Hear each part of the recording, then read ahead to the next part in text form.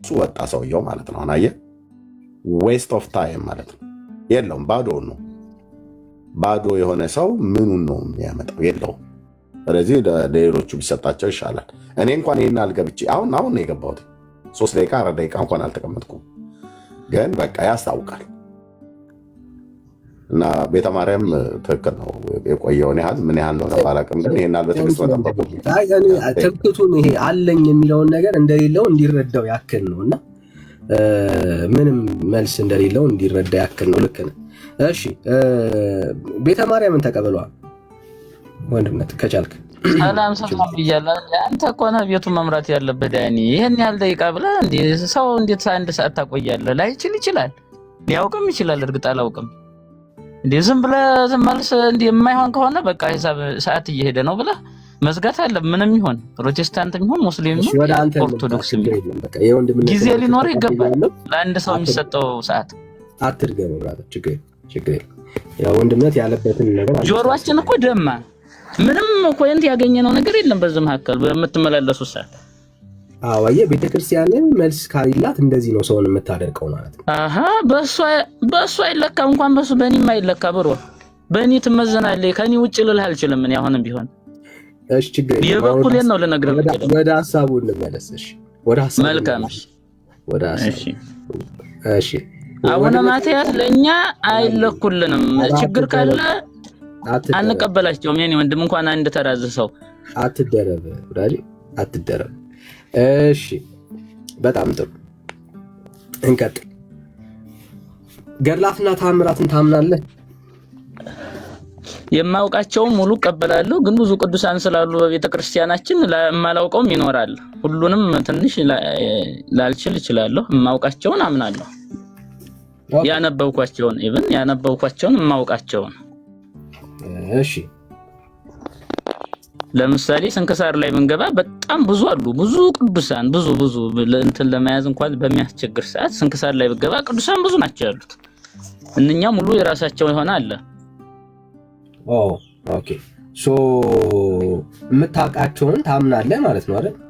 እቀበላለሁ። የማውቃቸውን ለምሳሌ ጊዮርጊስ አለ፣ ተክለ ሃይማኖት፣ እነኚህን እናንተ የምታውቋቸውን ኢቭን እኔ የማውቃለሁ ማለት ነው። አንተም ታውቃለህ። እሺ በጣም ጥሩ ደስ ይላል። ያ ማለት አላምናቸውም አልቀበላቸውም ማለት አይደለም፣ እንድትይዝልኝ ነው። ሶ ባታውቃቸውም ታምናቸዋለህ ማለት ነው አይደል? በሌላ አነጋገር ቅዱሳን ስተተጠቀሰ ረስማቸው ግዴታ ሙሉ ለሙሉ ታሪካቸውን ላላውቅ እችላለሁ። ቤተክርስቲያን ቀናቶችን ሰይማላቸው አንተ አለማወቅ ቢኖርብህም ግን ያው ቤተክርስቲያኒቷ ስንክሳር ላይ ለምሳሌ ስንክሳር ብናነሳ ብዙ ቅዱሳን አሉ። ብዙ ለምሳሌ 5-6 ሆነው በአንድ ቀን የሚውሉ አሉ። እነዚህ በዚህ ቀን ይውላሉ ይላል ስንክሳሩ። እንደሚውሉ አውቃለሁ እንጂ ሙሉ መረጃቸው ላላውቅ እችላለሁ። ብዙ ስለሆኑ እልፍ አላፋት ስለሆኑ ማለት ነው። እሺ አይ በቃ ችግር የለም ደስ ይላል። መያዝም አይጠበቅብንም እንደ ኦርቶዶክሳዊም ይሄ ሙሉ በአእምሮ የያዘ አንድ ሰው የሚል ህጋዊ። ምክንያቱም ተመጽሐፍ ቅዱስ መነሻው እሱ ስለሆነ ዳኛው እሱ ስለሆነ ያን ያክል ብዙ መጽሐፍ ቅዱስ ላይ ነው እንጂ እነሱ ላይ ብዙ ታርጌት የሚያደርግ አይደለም። ማመንህን ነው በቃ ዋናው መቀበልህን ለማወቅ ያክል ነው። ሶይን መቀበላል ያስባለሁ አይደል? መጽሐፍ ስለሚያዘን እንድንቀበልም ስለሚያዘን ያው ግዴታ ተቀበላል። አሳጥረው ብራዘር ታሽቶ ድርሳነ ኪዳነ ምሕረትን ተቀበለዋል አይደል? ተቀበላለሁ። ኪዳነ ምሕረትማ እንደ የክርስቶስ እናት እኮ ነች። እሺ የክርስቶስ እናት ነው። እሺ ማርያም መድኃኒት ናት? አዎ መድኃኒት ትባላለች። መድኃኒት ናት ማርያም? አዎ ምክንያቱም ተቀበሉ ስላለን ክርስቶስ ባዘዘን መልክ የፈጣሪያችን ባዘዘን መልክ እቀበላታለሁ። የአምላክ እናት መሆኗን በአማላጅነቷ ቃል ኪዳን ከሷ ጋርም ስላደረገም በዛ ሂደት እቀበላታለሁ። ተደማመጥ ብራዘር። መድኃኒት ናት ወይ ነው ያልኩት?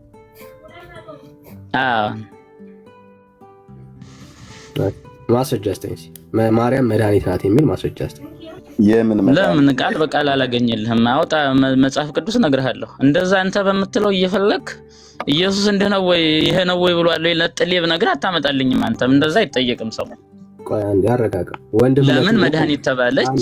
ለምን ቀድም አሁን ስጠይቅ ነበር። ለምሳሌ የተሰማው ዳኒ ከጠየቀው ውስጥ ለምሳሌ ቃል ኪዳን መቼ ነው ከልጅ ተደማመጥ ብራዘር ተደማመጥ። አሁን ያወራን ያለው ስለ መድኃኒትነት። እሺ ቃል ኪዳን መቼ ነው ያደረገው አላደረገም እያልክ ስትጠይቀው ነበር ካልተሳሳትኩ። ከዛን ጀምር የምን አንተ መርጣት ጀምረን ብራዘር የምን መድኃኒት ናት ማለት ምን መርጣ እየጠየቀው ነበር እየሰማሁ ነበር ብዙ ሰዓት ነው እኮ የምን መድኃኒት ናት የተማረ መዝሙር 88:5 ላይ ያወጣልኝ ዳዊት የምን መድኃኒት ናት አውጣ እየነገርኩህ እኮ ነው እዛ እናወራለን ከዛ ከወጣ በኋላ የምን መድኃኒት ናት ወዳጅ አፍጥነው እንዴ አንተ ፖለቲካ አትስራ እንዴ ያልነ ተኔ ጋር እንደዛ አንቀጥልም እና ላውጣልህ እየነገርኩህ ነው እንደገና የማቴዎስ ወንጌል ምዕራፍ 10 ከቁጥር 41 ላይ ያወጣልኝ መጽሐፍ ቅዱስ ነው ዳኛችን ብሮ ማስረጃ ስለ ትነግረኛለህ የምን መድኃኒት ናት ነው ጥያቄው ጽፈህ ነው ከዛው ማስረጃውን ልጽፈው ከዛ ጽፌው እገልጥልሃለሁ መድኃኒት ናት ስንል አማላጅ ናት ማለታችን ነው ሌላ ነገር አይደለም ብሮ አማላጅ ማለት ነው መድኃኒት ማለት አማላጃችን ናት ለማለት ነው መድኃኒት ናት ስትል አማላጅ ናት ማለት ነው አማላጅ ማለት ነው መድኃኒት እና መድኃኒት ቢከፍታ ምሽጥ መርፌ ምሽጥ መስሎህ ነው እንዴ ከኔን ምሽጥ መስሎህ ነው እንዴ እናንተ ናችሁ ያላችሁ እኔ ስላላልኩ አዲስ አበባ ቦሌ እየሸጠች እንዳይመስልህ ምናልባት ሱቅ ከፍታ አትሳሳት ብሎ እናንተ ናችሁ ያላችሁት ቆይ ጥሩ አላልንም እንዴ አንተ ነህ ግዴታ የምን መድኃኒትነቱ ምንድነው እያልከ መጠይቀኝ የማይሆን ጥያቄ እኮ አንተ ነህ ብሮ መድኃኒት ናት ያላችሁት እኮ እናንተ ናችሁት እኛ አይደለም እኮ አማላጅ ናች እንደማለት ነው ለዛ ደግሞ ላውጣልህ መጽሐፍ ቅዱስ እየነገርኩህ ነው እምቢ አልከኝ ስነግርህ ቁጥሩን እምቢ አልክ እሺ ቆይ ላንብበው አውጣ የዳዊት መዝሙር 88 ቁጥር 5 የማቴዎስ ወንጌል ምዕራፍ 10 ከቁጥር 41 አውጣልኝ ሁለቱን ለሷ ይሆና የሷ እንደገና ዮሐንስ 2:1ንም ማየት እንችላለን አይዞህ ወዳጅ መዝሙር 88 ስንት ነው ያልከው 5 ላይ ቀደም እየጠየቀው ነበር ባይዘ አጥፈሽ ነው እንጂ ብሮ ዳኒ እየጠየቀው ነበር ልጁና ስላልመለሰልህ እንጂ እየጠየቀው ነበር ምንድነው ይሄን ነው ቃል ኪዳን የሰጣት ምንድነው እያልክ ጠይቀው ነበር ካልተሳሳብኩ 88:5 ምንድነው የሚለው ነው ወንድምነት ቆይ እንዳታወጣው እንደሱ አድርገው 88:5 ምንድነው የሚለው ቤተ ማርያም ለበለልኝ በገዘች ኪዳን ተካሄድኩም ስለሆነ ያኔ ይላል እዚህ የምታወራው በምንድነው በምንድነው እስካሁን አይ ግዴታ አንብብ ስላልከኝ ነው አንብብ ያለው በተረፈ ማውጣት ትችላለህ እንደዛ ይላል ካልከኝ ነው ያለው እስካሁን እያወራህ ያለው በምንድነው እንዴ እየነገርኩህ እኮ ነው እኮ ነው ዋናው ከዛ ነው የተተረጎመው ብሮ እያወራህ ያለው ቋንቋ ምንድነው የሚባለው አሁን የምታወራው በምንድነው በአማርኛ ነው እያወራሁ ያለሁት ለምን ትፈሩታላችሁ መምህራን አይደላችሁ እንዴ እናንተ አትፈሩታ እንዴ ግዴታ ትችት ብቻ ጥሩ አይደለም ኦኬ በጣም ተሯሯጥክ ለዚህ ነው ያየህ ያስቀመጥኩት ምንም ችግር የለም እኔ መልስ አለኝ ሙሉ ለጠይቀው እስካሁን ዳኒ እየሰማ እኔ ነኝ የሚዩት ያደረኩት ማለት እሺ የምታወራው በአማርኛ እስከሆነ ድረስ ኦኬ መስለ ተካሄድኩ ምናምን ነገር እያልክ ዝም ብለህ አትዘባርቀብል ማለት ነው በአማርኛ ቀጥልና ወረቀ አይደለም መጽሐፍ ቅዱስ ነው አይሳደው ኦኬ በአማርኛው ራሱን ክፍሉን መዝሙር 88 ቁጥር ስንት ቃል ኪዳኔን ከመረጥኳቸው ጋር አደረኩ ማውጣት አትሆ ነው ገብቶኛል አውጣው 88:5 አይ ከ3 ጀምር አንብበው 88:3 አንብበው ኦኬ ወንድማችን ከ3 ጀምር እታች የወንቀው ሰውዬ ሚዩት ካላደረጋችሁ እንግዲህ ተወርዳለህ ማለት ነው እሺ ማውጣት አቅቶ ነው አልካ አይደል እንኳን መጽሐፉን አይደለም ገፈለክ ይቀርባል እኮ ገዙንም ተጣቅስ እኮ ሰማይና ምድር ተደባለቀብህ እንግዲህ መምህር ናቸው እንደዚህ ነው የቄስን አፍ እየያዝኑ ካልሆነ በስተቀር ዝም ብለህ 40 ነው የምታወራው 88 ተላል ተልቆ ላይ አድርገው የሚያሳትስ ቄስ አይደለም አትሳሳት እየሳትክ ነው አሁን ዳኒ እየተልቁ ላይ ደቀለም ሚውት ማድረጉ ምንም ትርጉም የለው ተልቁ ላይ አድርገው ወንድምነት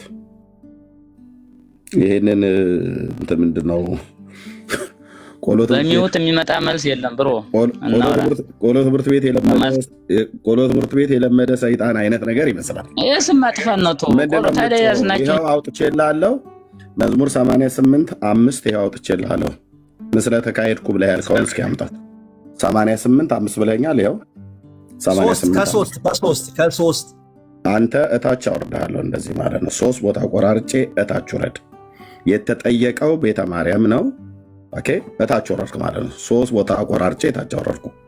እንደዚህ ነው የምትንጫጩት። ገና ድምፄን ስሰሙ መጽሐፍ ቅዱስ አይደለም። ይሄን ትርጉም አላመጣውም፣ ሌላ ነው ያመጣልኝ ማለት ነው። አድምጠኝ። 88 ወይም ያንተ መጽሐፍ ቅዱስ ልዩ ነው ማለት ነው። እኔ በአማርኛም በግዕዝም እየነገርኩ ቆይ 88 5 ነው አይደል ያልከኝ?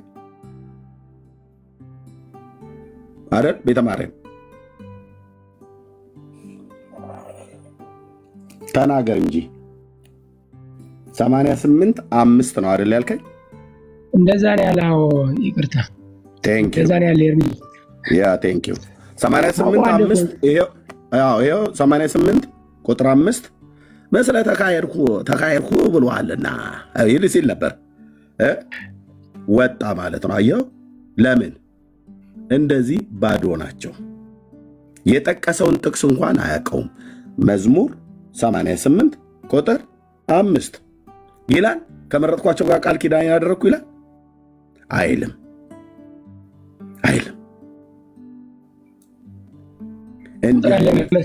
እንጂ ግዕዙ እንደዛ ነው የሚል እኮ ያው ታውቀዋለህ። አይ እኔ እሱን አይደለም የጠፋኝ ማለት ግዕዙ መቼ እንደዛ አይልም አልኩኝ። መዝሙረ ዳዊት ስደግም የነበርኩ ሰው ነኝ። አዎ ደግመሃል። እሱ ልክ ነው። ቁጥር ስቷል እሱ። አዎ ቁጥር ነው የሳተው። ስለዚህ ምላሱ አያርፍም፣ ይለፈልፋል። የወጣልህ ቁጥር ማውጣት አቅቶት ነው ይላል ማለት ነው። ይሄ ከትኋን ጋር ቆሎ ትምህርት ቤት ባጋንንት የተለከፈ ትውልድ አይነት ካልሆነ በስተቀር በምን ብለህ ትላለህ? መረጋጋት እንኳን የለም። የወጣልህን ቁጥር እንኳን መጽሐፍ ቅዱስ ክፍል አምጣ እንኳን ተመለስ ትባል አያመጡም ማለት ጫጫታ ብቻ። ለዚሁ ነበረ ስትሯሯጥ የነበረው ማለት ነው። ለዚሁ ነበር ማለት ነው። ኦኬ አይልም። ይኸው በወረቀቱም ሳመጣ መዝሙር በቅንፍ 88 ማለት ነው ቁጥር 5 ምን ይላል? ለዘላለም እንዳታስባቸው እንደተገደሉ በመቃብር ውስጥ እንደተጣሉ ይላል። ያው ለዘላለም እንዳታስባቸው እንደተገደሉ በመቃብር ውስጥ እንደተጣሉ ይላል። እዚህ ጋር ቃል ኪዳን የሰጣቸው አይልም። እና ታዲያ እሱ ክፍል የት ነው ያለው ነው ብሎ መጠየቅ ያለባቸው። እሱ ክፍል ያለው መዝሙር 89 ቁጥር 3 ላይ ያው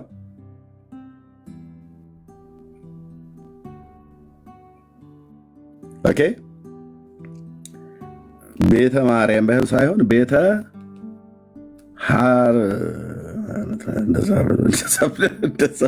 እንደዛ ብንል ይሻላል። ኦኬ ከመረጥኩ ጋር ቃል ኪዳኔን አደረግኩ ነው የሚለው እዛ ጋ ነው። ማነህ መርጌታ ነኝ ባዩ ማለት ነው። እንትን አትበሉ ማለት ጫጫታ በመፍጠር አይደለም። እንደዚህ ነው። ገና ስታይን ጥላ ይርቅህና ትደንብረህ ትወጣለህ። ራስን የወጣኸው ራስ ስለወጣ ራስ ግባ። ለምን ወጣህ?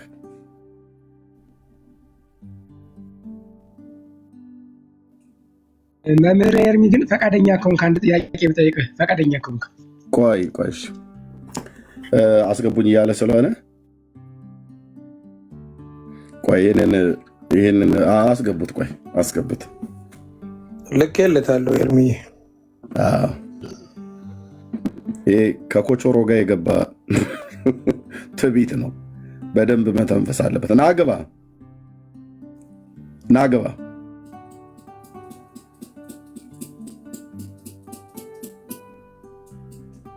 ድምፄን ስትሰሙ ነው የምትባትቱት።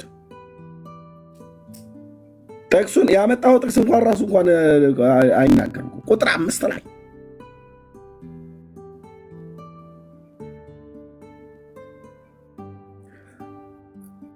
ዝማሜ መቋሚያ ይዞ እንደዚህ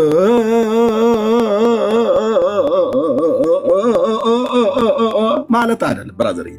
ቅዱሳት መጽሐፍትን ማወቅ ጸናጽል መወርወር ዝማሜ መዘመብ እንደሆነው መስሎ ከሆነ በጣም ተታላል ወንድም አለምዬ።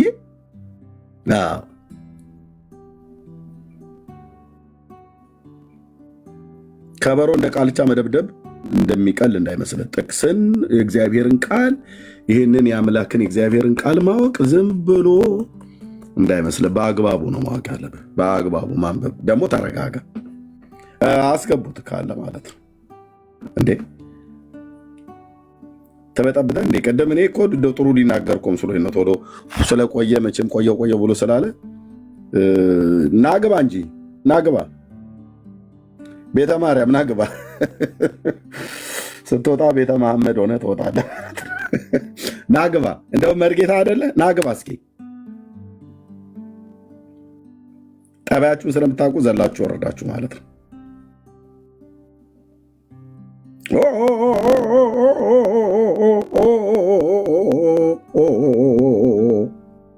ብሎ ሌሊት ጸናጽን ይዞ መጮህ የደብረ አባይ የላይ ቤት የታች ቤት ወይ ደግሞ የተክሌ የጎንደር እያልክ እንጨት ይዞ እንደዚህ እንደመወዝወዝ አይደለም ብራዘርዬ።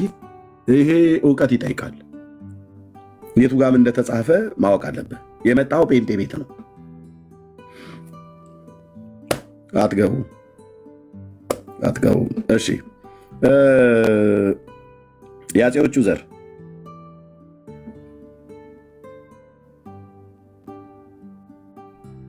ወረደ እንዴ? እኔማ ስመጣ ቤቱን ጭራ አታርጉት። ኑ ግቡ እንጂ የት ነው የወረዳችሁት? በሙሉ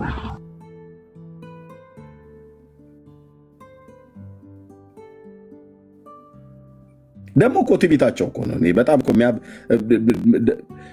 ሰው እንዲያከብራችሁ ከፈለጋችሁ ሰው አክብሯችሁ ሲያወራ መጽሐፍ ቅዱስ ስናመጣ ማውጣት ስለሚያቅት ነው። ጥቅስ አላለኝም። ዘርህን እንደዚህ እንደ ጋዝ እንደሚቀዳ ሰው አሰልፌ ነው ብሉይ ኪዳንና አዲስ ኪዳንን እማስተምረሽ። ተረጋጉ። ቅድም ስትናገሩበት በነበረው ነገር እንነጋገር። እኔ ያለወኩትን አንተ ታውቃለህ፣ አንተ ያለወከው ሌሎችን ታውቃለህ። ኦኬ፣ ተረጋግተን ማውራት። ገዝት ላኩ። ያያ ገዝት ላክ። አንተ እንኳን ቀድሞውኑ ነው የወጣው። ያ ቤተ ማርያም የተባለ ቤተ መሐመድ ነበር የማደርገው እዚሁ ይዤ ማለት ነው። በእውቀት አላህ አክበር ብለህ ትወጣ ነበር። ስትፋቁ እንደዛ ስለሆናችሁ ብዙዎቻችሁ እውቀት ሳትይዝ እንትን አትበሉ። በትዕግስት ሰውን ስታወሩ በትዕግስት አወሩ። እሺ፣ ያወጣሁልን ጥቅስ የለም ማለት ነው። ኦኬ፣ ቴንክ ዩ። እሺ፣ ቤተ ማርያም ማውራት ትፈልጋለህ ከኔ ጋር? ወርደህ ነው? ኔትወርክ ነው? ይቅርታ እኔም አላወቅኩትም። ራሳቸው ለተንጠባጥባቸው ወረዳችሁት። ማውራት ትፈልጋለህ ከኔ ጋር? እኔ ያወጣሁልህ ከግዕዙ ነው፣ ግን አንተ እየተሳደብክ ነበረ። ትክክል አይደለም። አንተ መሪ አይደለህ እንዴ? ጥሩ አይደለም ስድብ። ቀጥል። አሁን ወደ መጀመሪያው ላይ ጴንጤ እኮ በስድብ አይገነባም የኔ ወንድም። ልብ ካለ ከሚያውቁት ጋር አሁን ወደዛ ወደ ኮይንቱ እንግባ። ስድቡን ተወው። ይሄ እኮ ነው አየህ። ከዛ ከቆሎ ትምህርት ቤት አውጣልኝ እያልኩ ይሄ ነው። ለዚህ በጣም ነው የሚያስነፍለው። አየው ትዕቢቱን አየው እንዴት ነው የሚናገር። ይሄ አይባልም ግብረ ሰዶም ከኮቾሮ እንጀራ ጋር የገባ ሲሆን ትዕቢት ለአንተ ሲሆን ደግሞ ጽድቅ ይሆናል። እታች ትኋና መንፈስ እንደዚህ ነው አየህ። ቆሎ ትምህርት ቤት ስለነበርኩ አውቀዋለሁ። ቆሎ ትምህርት ቤት ትኋን ስለሚታወቅ እኔም የቆሎ ተማሪ ስለነበርኩ አቆፋዳ ተሸክሜ ከትኋን ጋር ሲነከስ አብሮ የነከሰው ጂኒ ካሌለ በስተቀር ሰው በትዕግስት ነው የሚያወራው፣ በጥሞና ነው የሚያወራው። ተደማምጦ ወደ ትምህርት ቤት ይህንን ትኋናም ትውልድ እንደዚህ አንጠባጥባለሁ ማለት ነው። እንደዚህ ማለት ነው። ገና አንተ ስትሉ እንዴት ትዕግስት አጣላችሁ? ግዕዙን አለ። ግዕዙን ላወጣለት ነበር። ግዕዙን ላወጣለት ነበር። መዝሙር እሱ የዋሻው መዝሙር 88:5 አለ። የለም ከመረጥኳቸው ጋር ቃል ኪዳኔን ብሎ ያለው መዝሙር 89 ቁጥር 3 ላይ ነው። 88:5 ላይ የለም። የሌለውን ከየት ላምጣልህ? በግዕዙ ነው ያልኩህ። ግዕዝ ማቅ ሰው ነኝ። እዚህ ማወራ ብራዘር ተሳስፋል ነው ጥቅሱ። ለእሱም ደግሞ ትዕግስት የለህም። ይኸው እንደዚህ እንደ ትኋን አንጠባጥባለሁ ማለት ነው። ከገዝት ላይ ለትዕቢተኛ መድኃኒት ስለሚሆነው እንነጋገር። ኤርሚዬ ያ ቴንክ ዩ። ኦኬ፣ ለእንግዲህ ለያያ እንስጠው። እሱ በትዕግስት ለጠበቀው ያያ እንኳን ደህና መጣ ድጋሚ። ከዳንዬ ጋር ቅድም ቆይታ አድርጋችኋል ይመስለኛል ስትነጋገሩ። ቀደም ባወራችሁት ላይ ያው አታቆየንም አይደል ወንድማችን? ለተጠየቀው ጥያቄ መልስ ቃል በቃል የተጻፈ የለም ብለሃል። በትምህርት መልክስ የተጻፈ አለ ወይ ብሎ ጠየቀ። በትምህርት መልክ የተጻፈ ልታሳየን አልቻልክም ማለት ነው። ወይስ የምታሳየን ነገር አለ? በቅድም በተወራው ላይ በትምህርት መልክ እንደው በደምብ ሳሳ እንኳን የተጻፈ የመጽሐፍ ቅዱስ ክፍል ካለ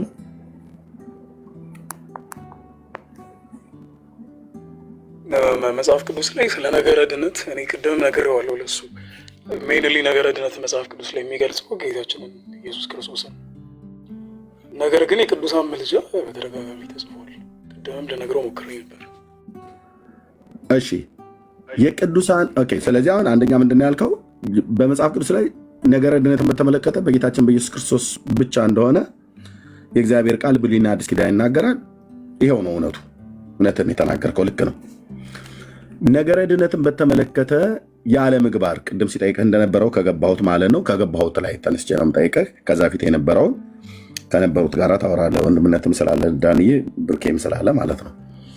ነገረ ድነትን በተመለከተ ከቅዱሳን ምልጃ ጋር ነገረ ድነት ብለን ስንል እንግዲህ ከዘላለም ሕይወት አኳያ ከዘላለም ሕይወት አኳያ ወንድምነት ምናልባት ግን ከያያ ጋር ማውራት ያለባችሁ የሚመስለኝ እኔ ከመጽሐፍ ቅዱስ ጥቅስ ብንጠይቀውም እሱ ቅድም ሲናገር የሰማሁት መጽሐፍ ቅዱስም ገድላት ድርሳናትም ሃይማኖተ አበው መጽሐፍ ቅዱስ ነው ብሎ የሚያምን ልጅ ነው። ከገድላትም የማሳየት መብት አለኝ እያለ ነው ያለው መጽሐፍ ቅዱስ ናቸው ብሎ ስለሚያምን ማለት ነው። እሱ 81ዱን ብቻ ሳይሆን መጽሐፍ ቅዱስ ብሎ የሚቀበለው ሃይማኖተ አበውም ገድላትና ድርሳናትንም መጽሐፍ ቅዱስ ብሎ ነው የሚቀበለው። ይሄ እዚህ ላይ መወራት አለበት ብዬ ስላመንኩ ነው የሚል። ስለዚህ መጽሐፍ ቅዱስ ተብለው የሚባል ልክ ነው የወንድሜ ያያ። ቅድምም ዳኒን ስለው ነበረ መጀመሪያ ላይ መስማማት ያለብን በዚህ ነው ስለው ነበር። መጽሐፍቶቹ አሁን እዚህ መጽሐፍ ቅዱስ ይሄ መጽሐፍ ቅዱስ ነው ብሉይና አዲስ ኪዳን መዝሙረ ዳዊት ላይ ነኝ ያለሁት። ይሄ መጽሐፍ ቅዱስ ከነዚህ መጽሐፍቶች ጋራ እኩል ነው። ይሄም ቅዱስ መጽሐፍ ነው የሚባለው፣ እነዚህም ቅዱሳት መጽሐፍት ናቸው የሚባሉት ነው ብለህ የምታምነው ማለት ነው አንተ? ኦኬ። ስለዚህ በዚህ አሁን አጠገቤ እንኳን ባለው በዚህ በገድለ ቂርቆስ ወየሉጣና በዚህ በመጽሐፍ ቅዱስ መካከል በሁለቱ መካከል ምንም አይነት ልዩነት የለም። ምክንያቱም ይሄም ቅዱስ ነው ይሄም ቅዱስ ነው ብለህ ነው የምታምነው። የዘመን ልዩነትና የትኛው መጽሐፍ ቅዱስኛ ከመጽሐፍ ቅዱስ በኋላ ያሉ መጽሐፍቶች በመጽሐፍ ቅዱስ ተገምግመው ካለፉ በኋላ ስለዚህ የዘመን ርቀት የተጻፉበት የዘመን ርቀት ልዩነት ነው እንጂ ያለው መጽሐፍቶቹ የሚያወሩት ሁለቱም ኃይለ ቃላቸውም ሁለቱም የተጻፉበት መንፈስ አንድ ነው ብለህ የምትለው? አዎ የአባትና ልጅ በቃ መጽሐፍ ቅዱስ 81ዱ አባት ነው፣ ሌሎቹ ልጆች ናቸው። ቢትዊን ደም ኢዝ ዘ ሴም። እንደዛ ነው። እሺ ቴንክ ዩ። በዚህ በመጽሐፍ ቅዱስ ላይ የኃጢአተኞች መድኃኒት ማን ነው ብሎ የሚለው? ኢየሱስ ጌታችን መድኃኒት። ሌላ የኃጢአተኞች መድኃኒት አለ? ለኃጢአተኞች መድኃኒት ይሆናል? ክብሩ በመገለጥ ደረጃ ቅዱሳን ኖ ለኃጢአተኞች ልክ ኢየሱስ ለኃጢአተኞች መድኃኒት በሆነው መጠን ልክ ለኃጢአተኞች መድኃኒት የሆነ አለ ፍጡር እዚህ መጽሐፍ ላይ? የለም፣ የትም ቦታ የለም። በኦርቶዶክስ ተዋሕዶ ቤተክርስቲያን መጽሐፍቶች ውስጥስ ከመጽሐፍ ቅዱሱ እኩል ኢየሱስ ለኃጢአተኞች መድኃኒት ነው የኃጢአትም መድኃኒት ነው ተብሎ እንደተጻፈው ያህል ልክ በኦርቶዶክስ መጽሐፍቶች ውስጥ በእነዚህ ቅዱሳት ብለህ የምትላቸው መጽሐፍቶች ውስጥ እንደ መጽሐፍ ቅዱስ በምትቀበላቸው መጽሐፍቶች ውስጥ ለኃጢአተኞች መድኃኒት ናት ተብላ የተጻፈላት ጻድቅ ሴት ወይ የተጻፈለት ቅዱስ ሰው አለ? በዛ ኢንቴንሲቲ በዛ አይነት መጠን የለም። ለኃጢአተኞች መድኃኒት ናት ተብሎ የተጻፈ የለም። ታምረ ማርያም የሚባለው መጽሐፍ ታውቀዋለህ?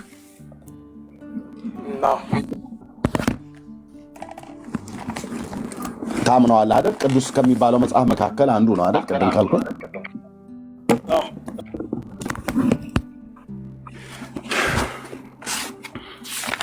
ይሄ ማለት ነው።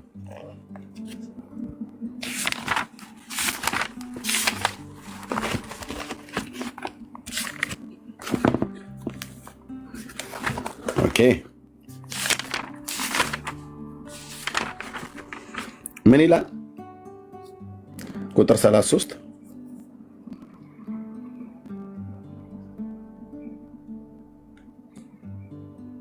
ያያ እመቤታችን ማርያም በፍጥረት አንደበት ትመሰገናለች እና የቤተ ክርስቲያን ልጆች አክብሯት፣ ለእናንተ ለኃጥአን መድኃኒታችሁ ስለሆነች። እሺ ቀጥል። በጎ አገልግሎትም ለሚያገለግላት ዋጋዋን ትሰጠዋለች። ሳትጠራጠሩ በፍጹም ልቦናችሁ እመኑባት፣ እሷ መድኃኒታችሁ ናትና። እሷ ምናችሁ ነችና ይላል? መድኃኒታችሁ ናትና። መድኃኒትነቷ የምን መድኃኒት ነው? የኃጥአን። ኢየሱስ ለኃጢአተኞች መድኃኒት ነው አይደል? ማርያምስ ለኃጢአተኞች ምንድን ናት?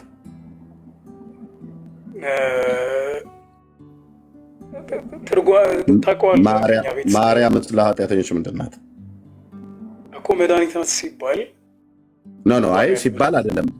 መጽሐፉም እንደው ብሎ የሚለው ሲባል አይልም። ለኃጢአተኞች መድኃኒት ለኃጢአተኞች አይደል?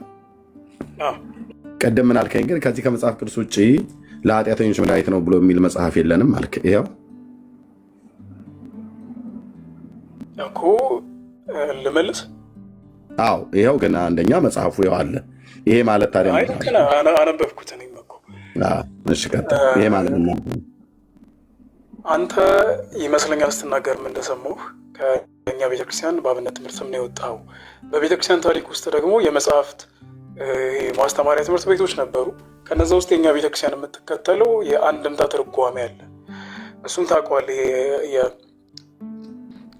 የሶሪያ ምናምን አካባቢ ነበሩ ትምህርት ቤትና ብቻ ቀደምት ቤተክርስቲያናት ነበሩ አንድም የሚለውን ያተረጓጎም ስልት የሚከተሉ። የእኛ ቤተክርስቲያን ከዛ ውስጥ አንዷ ነች። ስለዚህ እንደዚህ ለሚጻፉ መጽሐፍቶች ትርጓሜ ነው እንጂ የምንሰጠው ቃል ጥሬ ቃሉን ይዘን አናምንም። አሁን ለምሳሌ እመቤታችንን ለኃጢአተኛ መድኃኒት ናት ስዕል ተሰቅላ አድናኛለች ወይም ታድናኛለች የሚል አይነት እምነት የለኝም፣ ቤተክርስቲያን የላትም። ልክ ኢየሱስ ክርስቶስ እኔ የዓለም ብርሃን ነኝ ብሏል መጽሐፋችን ላይ፣ መጽሐፍ ቅዱስ ላይ። ሐዋርያትንም ደግሞ እናንተ የዓለም ብርሃን ናችሁ ብሏል። ኢንቴንሲቲ ኢዝ ናት ዘ ሴም። ኢየሱስ የዓለም ብርሃን ሲሆንና ሐዋርያት የዓለም ብርሃን ሲባሉ ዴር መስት ቢ ትርጓሜ የሚባል ነገር እመቤታችንም ጋር ሲመጣ ተመሳሳይ ነው፣ የተለየ ነገር የለውም። ጌታ ለኃጢአተኞች መድኃኒት ሲባል ይሄ ክፍል የአንድምታ ትርጓሜ ያለው እያልከኝ ነው? በደንብ እሺ። ታምረ ማርያም የአንድምታ ትርጓሜ እንዳለው የሚናገር የመጽሐፉን የትርጓሜ መጽሐፍትን አሳየኝ፣ ወይ ደግሞ አንድ ሊቅ ጥራና ታምረ ማርያም አንድምታ ትርጓሜ አለው ብሎ የሚል እናቱ የወለደችው መምህሩ ና እንጂ እንዴ ወረደ። ለምን ወረድክ መምህሩ? አንድ መምህር ጥራልኝ፣ አንድ መምህር ታምረ ማርያም የሚባል መጽሐፍ የአንድምታ ትርጓሜ ያለው ብሎ የሚል ማለት ነው። ቴንኪው ያያ። ከዛ በቃ እውነትም የተናገረው ያያ ትክክል ነው ብለን እንላለን። ይሄ መጽሐፍ ታምረ ማርያም የሚባለው መጽሐፍት የአንድምታ ትርጓሜ ያለው ብለኸኛል። እና እዚህ ጋር ቅድም ምን አልከን? ሲጀምር ከዚህ ከመጽሐፍ ቅዱስ ውጪ ኢየሱስ ለኃጢአተኞች መድኃኒት ነው ብሎ ያለው የእግዚአብሔር ቃል ነው። በዚህ ውስጥ ኢየሱስ የኃጢአተኞች መድኃኒት ነው ተብሎ በተባለበት ቃል ለፍጡር፣ ለነቢያት፣ ለጻድቃን ለማንም አልተነገረም ተብሎ አልተነገረም። ኦኬ። አንተ ግን እዚህ ውስጥ ለፍጡር እንደዛ ተብሎ የተነገረ ባይኖርም በቤተክርስቲያናችን መጽሐፍት ውስጥም ፍጡርን ለኃጢአተኛ መድኃኒት ተብሎ የተጻፈ የለም ብለህ አልከኝ። ታምረ ማርያምን አመጣው አሳየው እንዳለ ማለት ነው። አሳየው ሳሳይ ደግሞ አይ ይሄ የአንድምታ ትርጓሜ አለ አልከኝ። የአንድምታ ትርጓሜ አለው ብለህ ስላልክ መጽሐፉን ብትነግረን በስንት ዓመተ ምህረት የታተመ እኮ እንደሆነ የአንድምታ ትርጓሜው? አይ በመጽሐፍ ደረጃ ሳይሆን በአስተምሮ ደረጃ ነው የምነግርህ። እስቲል ከአንተ ጋር አሁን እየተግባባን ያለ ነው ስለምታውቀው ነው። የትኛውም ቤተክርስቲያናችን እኔ አላውቀውም ስለማላውቀው እኮ ነው ልንገርሽ። ይሄ የአንድምታ ትርጓሜ ያለው ብለህ ስትለኝ በጉባኤ ትምህርት ቤት ሁሉ የአንድምታ ትርጓሜ ያለው አይደለ? ኖ በመጽሐፍ ደረጃ ሳይሆን በአስተምሮ ደረጃ አንድምታ ትርጓሜ ያለው። ይሄ ብቻ ሳይሆን አብዛኞቹ ገድላ ድርሳናት ተተርጉመው ነው በአስተምሮ ነው። ለይልኝ። ቅድም ምንድን ነው ያልከኝ? ይሄ የአንድምታ ትርጓሜ ያለው ወይ ብዬ ስለ አዎ አለ አልከኝ። ኦኬ የአንድምታ ትርጓሜ ካለው የመጽሐፍት ትምህርት ቤት አለው ማለት ልክ እንደኛ አሁን ብሉይና አዲስ ኪዳን መጽሐፈ መነኮሳት፣ መጽሐፈ ሊቃውንት የሚባሉት የአንድምታ ትርጓሜ ያላቸው ብለህ ብትለኝ፣ አዎ ቅዳሴም የአንድምታ ትርጓሜ ያለው፣ ውዳሴ ማርያምም የአንድምታ ትርጓሜ ያለው፣ ታምረ ማርያም ግን የአንድምታ ትርጓሜ ያለው ብለኛል። መጽሐፉ የት ነው የተጻፈው? መቼ ነው የታተመው? በአንድምታ ትርጓሜ የተተረጎመበትን የታምረ ማርያም አንድምታ ትርጓሜ ናምጣልኝ። እኔ እያልኩ ያለው ደግሞ የአንድምታ ትርጓሜ ያለው ማለት ትርጓሜው በመጽሐፍ ሊጻፍ ይችላል። ትርጓሜው ደግሞ ከነበሩት ከቀደምት ትርጓሜዎች በመነሳት አንድም እየተባለ ማብራሪያ ይሰጥበታል። አንድም እያልክ ይህንን አብራራ። ይህንን አንድም ከሰማው ከአባቶች ከሰማው አንድም እያልክ ሲተርጉሙ ይሄንን እኔ ማውቀውን ሼር አደርጋለሁ። እኔ ማላውቀው ግን ሰፊ የሆነ እውቀት ከኔ የተሻሉ ሰዎች ከአባቶች የሰማው ነው አይደል? ከአባቶች የተማርከው ነው አይደል? ያወቀው ሼር ለማድረግ ያክል ቅድም ለመጥቀስ እንደሞከርኩት መጽሐፍ ቅዱስ ላይ ያው ሁለታችንም ኮመን ግራውንዳችን እሱ ስለሆነ ጌታችን እኔ የዓለም ብርሃን ነኝ ብሏል። ሐዋርያትን እናንተ የዓለም ብርሃን ናችሁ ብሏት። ኦብቪየስሊ ተመሳሳይ የሆነ ትርጓሜ እንደማይሰጠው ግልጽ ነው። ጌታችን የዓለም ብርሃን የተባለበት የዓለም ብርሃን ስለሆነ ነው። አልጠይቁም ሀሳቤ ለመግለጽ በኮመን ግራውንዳችን እያብራራ ልጨርስ።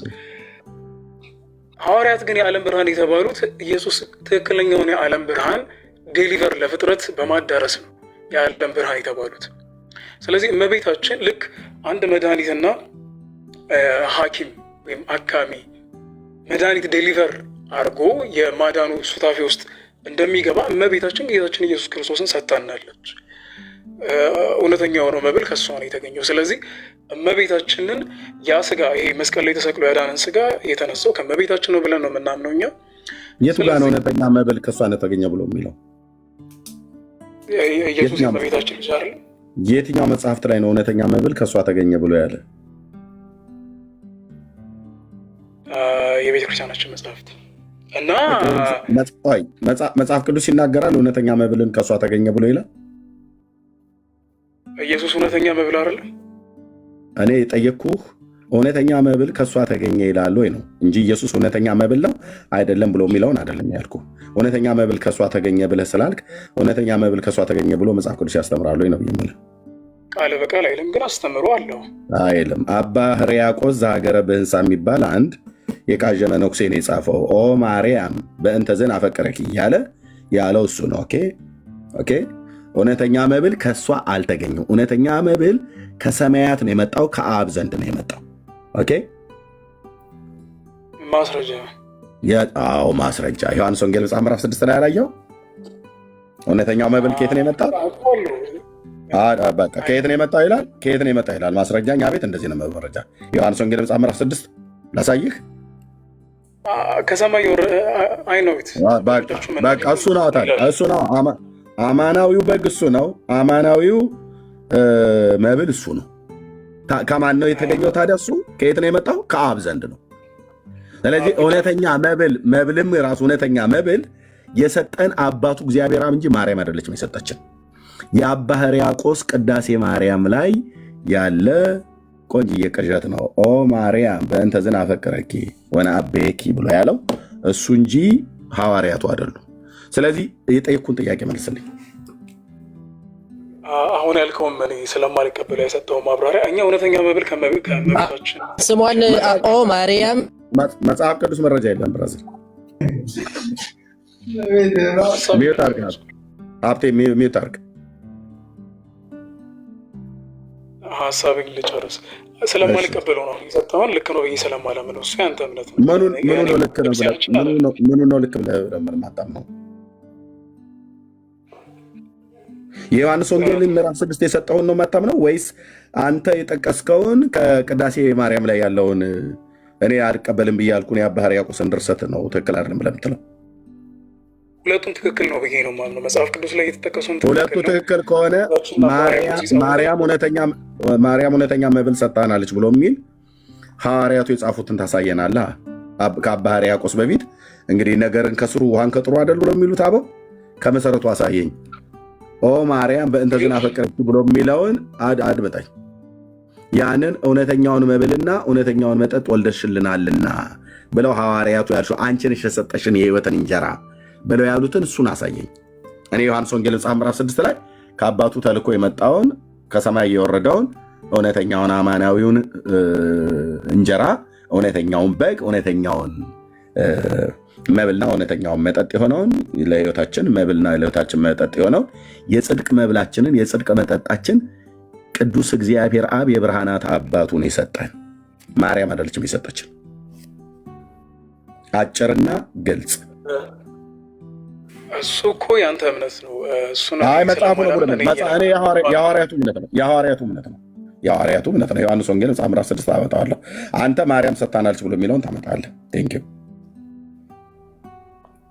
አሁንም እኔ በገባኝ ልክ ለማስረዳት ለሞክር። አፍጥነው ነው የገባህን በመጽሐፍ ቅዱስ እያስደገፍክልን፣ የገባህን በመጽሐፍ ቅዱስ ላይ እያስደገፍክልን።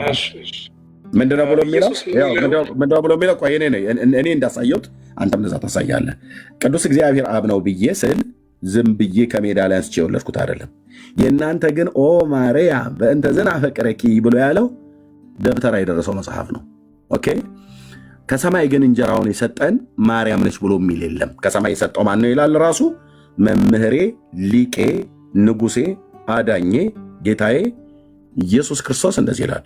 ኢየሱስም አላቸው እውነት እውነት እላችኋለሁ እውነተኛ እንጀራ ከሰማይ የሚሰጣችሁ አባቴ ነው እንጂ ከሰማይ የሰጣችሁ ሙሴ አይደለም ብሎ አላቸው። ብሉይ ኪዳን ላይ በነበረው እንኳን ያንን በምድረ በዳ ሲጓዙ የነበረውን ህብስት መናውን በሰጣቸው ሰዓት ላይ በተናገረ። ስለዚህ የእግዚአብሔር እንጀራ ከሰማይ የሚወርድ ለዓለም ሁሉ የሚሰጥ ነውና አለ። የማን እንጀራ? የእግዚአብሔር እንጀራ። የማርያም እንጀራ ይላል አይልም። ይህንን ፎቃቃ ትምህርት አምጥተው ምድራችን ላይ ረጭተው የሰጠን ቅዱስ አባት እግዚአብሔር አብ የባህሪ ልጁን ሰጥቶን አማናዊው መብል ሰጥቶን ሳለ እሱን እንዳናመሰግን እውነተኛ እንጀራ ሰጥተሽናል። አልሰጠችንም። ኬት አምጣን የምትሰጠን ማርያም? እውነተኛውን መጠጥ ወልደሽልናል።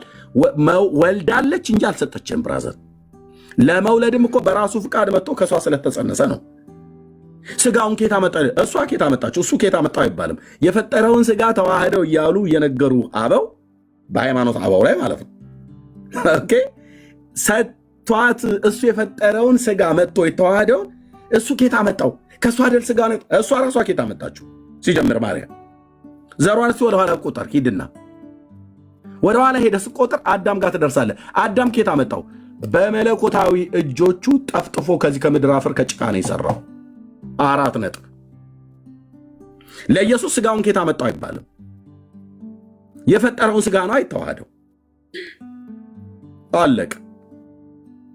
ስለዚህ አባቴ ነው የሚሰጣችሁ ብሎ በሙሴ ዘመን የነበረውን ሲከራከሩት ሙሴ ነው የሰጠን እያሉ ባሉበት ሰዓት ላይ አይ የለም አይደለም፣ ራሱን ስለ ራሱ አይደለም በምድረ በዳ ላይ ስለበሉት እንኳን መና የሰጣችሁ አባቴ እንጂ ሙሴ አይደለም አላቸው። እናስ የእግዚአብሔር እንጀራ ከሰማይ የሚወርድ ለዓለምም ሕይወት የሚሰጥ ነውና፣ ስለዚህም ጌታ ሆይ ይህንን እንጀራ ዘወትር ስጠን አሉት። እያስተጋባ ነው ራሱ። ኢየሱስም እንዲህ አላቸው፣ የሕይወት እንጀራ እኔ ነኝ። ወደ እኔ የሚመጣ ከቶ አይራብም፣ በእኔም የሚያምን ሁልጊዜ ከቶ አይጠማም ካለ በኋላ ነገር ግን አይታችሁኝ እንዳላመናችሁ አልኋችሁ። አብ የሚሰጠኝ ሁሉ ወደ እኔ ይመጣል፣ ወደ እኔ የሚመጣ ከቶ ወደ ውጭ አላወጣውም ብሏል ይላል። የባህሪ ልጁን የሰጠን ማን ነው? ኢየሱስ ክርስቶስን። ቅዱስ አባት እግዚአብሔር አብ የፍጥረታት ሁሉ ጌታ እሱ ነው የሰጠን። ቅዱስ ስሙ ለዘላለም ይባረክ። ማርያም ኢየሱስን ሰጠችን? በፍጹም ኬት አምጥታ ትሰጣናለች? ታዲያ ምንድን ነው የሆነችው? የጌታዬ እናት ማርያም ኢየሱስን ወለደችው። አብ የሰጠንን የባህሪ ልጁን ወደዚህ ዓለም መምጣት ስለነበረበት ሰው መሆን ስለነበረበት ሰው ሲሆን በነቢያት እንደተናገረ ለምን እንደምታውከን ወንድም አለም ማይክ ከፍተህ ለምን እንደምታውከን ያያ አውርቼ እሰጥሃለሁ። አትክፈት፣ አውርቼ እሰጥሃለሁ። ሰው መሆን ስለነበረበት አምላኬ ሰው መሆን ስለነበረበት የሰጠን እግዚአብሔር አብ በራሱን ፍቃድ በአባቱን ፍቃድ ወደዚህ ዓለም ስለመጣ አስቀድሞ በነቢያት የተነገረ ትንቢት ስለነበረ ድንግሊቱ ልትወልደው ግድ ነበር። ስለዚህ ቅዱስ አባት እግዚአብሔር አብ ልጁን ለዓለም ሲሰጥ በዓለም ሲመጣ በዓለም መወለድ ነበረበት። ድንግሊቱ እስራኤላዊቷ ልጃገረድ የጌታዬ እናት ወልደዋለች። ሰጪው ማን ነው? አባት ቅዱስ እግዚአብሔር አብ ነው። ለዚህ በዮሐንስ ወንጌል መጽሐፍ ምዕራፍ 3 ቁጥር 16 ላይ በእርሱ የሚያምን ሁሉ የዘላለም ሕይወት እንዲኖረው እንጂ እንዳይጠፋ እግዚአብሔር አንድያ ልጁን እስኪሰጥ ድረስ ዓለሙን እንዲወዷል ይላል። ማነው አንድያ ልጁን የሰጠው? እግዚአብሔር አብ። ማርያም አይደለችም የሰጠችን ኢየሱስን፣ እግዚአብሔር አብ ነው የሰጠን። እግዚአብሔር አብ የሰጠንን ግን ማርያም የጌታዬ እናት ወልደዋለች ማለት ነው። ስለዚህ ዋናው ላይ ትኩረት አድርግ። እንደዚህ የምታሳየኝ ከሆነ አሳየኝ ከሐዋርያቱ ማርያም የሕይወትን እንጀራ ሰጠናለች ብሎ የሚል ካለ ማለት ነው። ቴንክ ዩ። መቀጠል ችላለ። ያየ የፈለከውን መውሰድ ችላለ። አመሰግናለሁ። እኛ ከፍለን አናምንም። የእኛ እምነት አሁን የጠቀስከውን እንቀበላለን። ኢየሱስ ክርስቶስ የተሰጠው ከእግዚአብሔር አብ ነው። በሁለተኛ ደረጃ ግን የምናምነው ምንድነው? ተወደደም ተጠላም፣ ማንም ወደደ ማንም ጠላም፣ ኢየሱስ ማለት ከዓለም መፈጠር በፊት የነበረ ከመለኮት ጋር የነበረ መለኮት ነው። በሁለተኛ ደረጃ ግን ኢየሱስ የሚለው ስም ኤግዚስት ያደረገው አዲስ ኪዳን ላይ ነው። ይሄ ማለት በእመቤታችን በኩል ነው የተገለጠው። ከዛ በፊት ወልድ እንጂ ኢየሱስ የሚለው አካል አልነበረም። አካል ስል አልጠይቁም። ስለዚህ ኢየሱስን ያገኘ ነው። አልጠየቁም።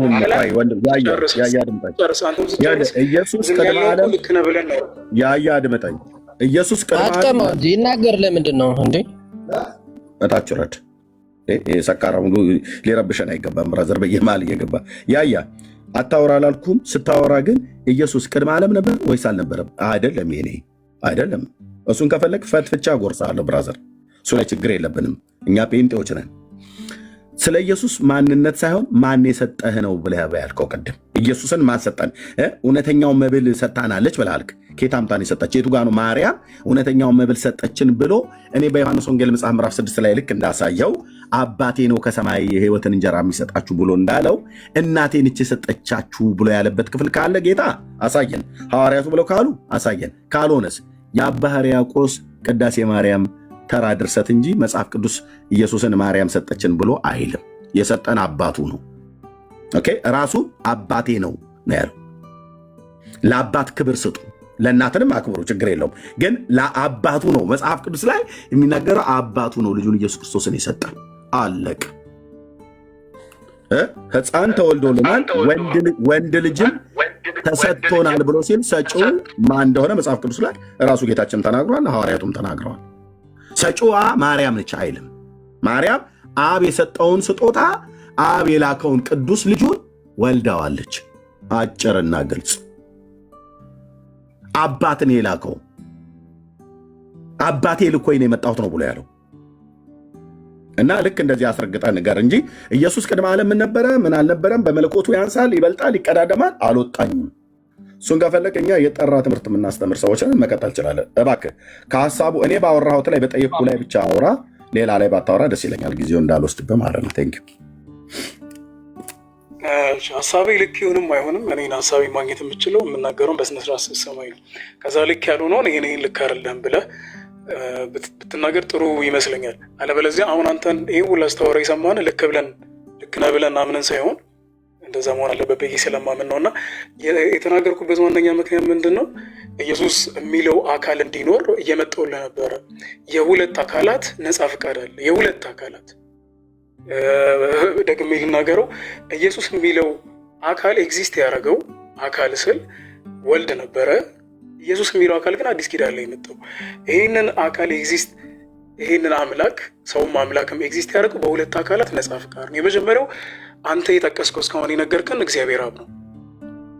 በእግዚአብሔር አብ ፍቃድ እንደመጣ በጣም የተለያዩ ቦታዎች ላይ ተደጋጋሚ ተጽፏል። ሁለተኛው ደግሞ ምንድን ነው? የእመቤታችን ፍቃድ ነው፣ ነፃ ፍቃድ ነው። እሱንም ሉቃስ ላይ ታገኘዋለህ። እመቤታችንን ቅዱስ ገብርኤል መጥቶ ሲያበስራት ተከራከረችው። ከዛ በኋላ ግን ይሁንልኝ እንደ ቃል ይደረግ ብላ ፍቃዷን ሰጠች ማለት ነው። ያን ምን እንለዋለን? ነፃ ፍቃድ ነው። አልፈልግም ማለት ትችላለች። የማንም ሰው ኃጢአትም ጽድቅም የሰው ነፃ ፍቃድ ስለሆነ፣ ስለዚህ ኢየሱስ የሚለው ነገር እንዲመጣ እመቤታችንን አስገድዶ እሱ ስለመረጣት ብቻ አልመጣም። ነፃ ፍቃዷን ጠይቋት በእሷ ፍቃድ ጭምር ነው ኢየሱስ የመጣው።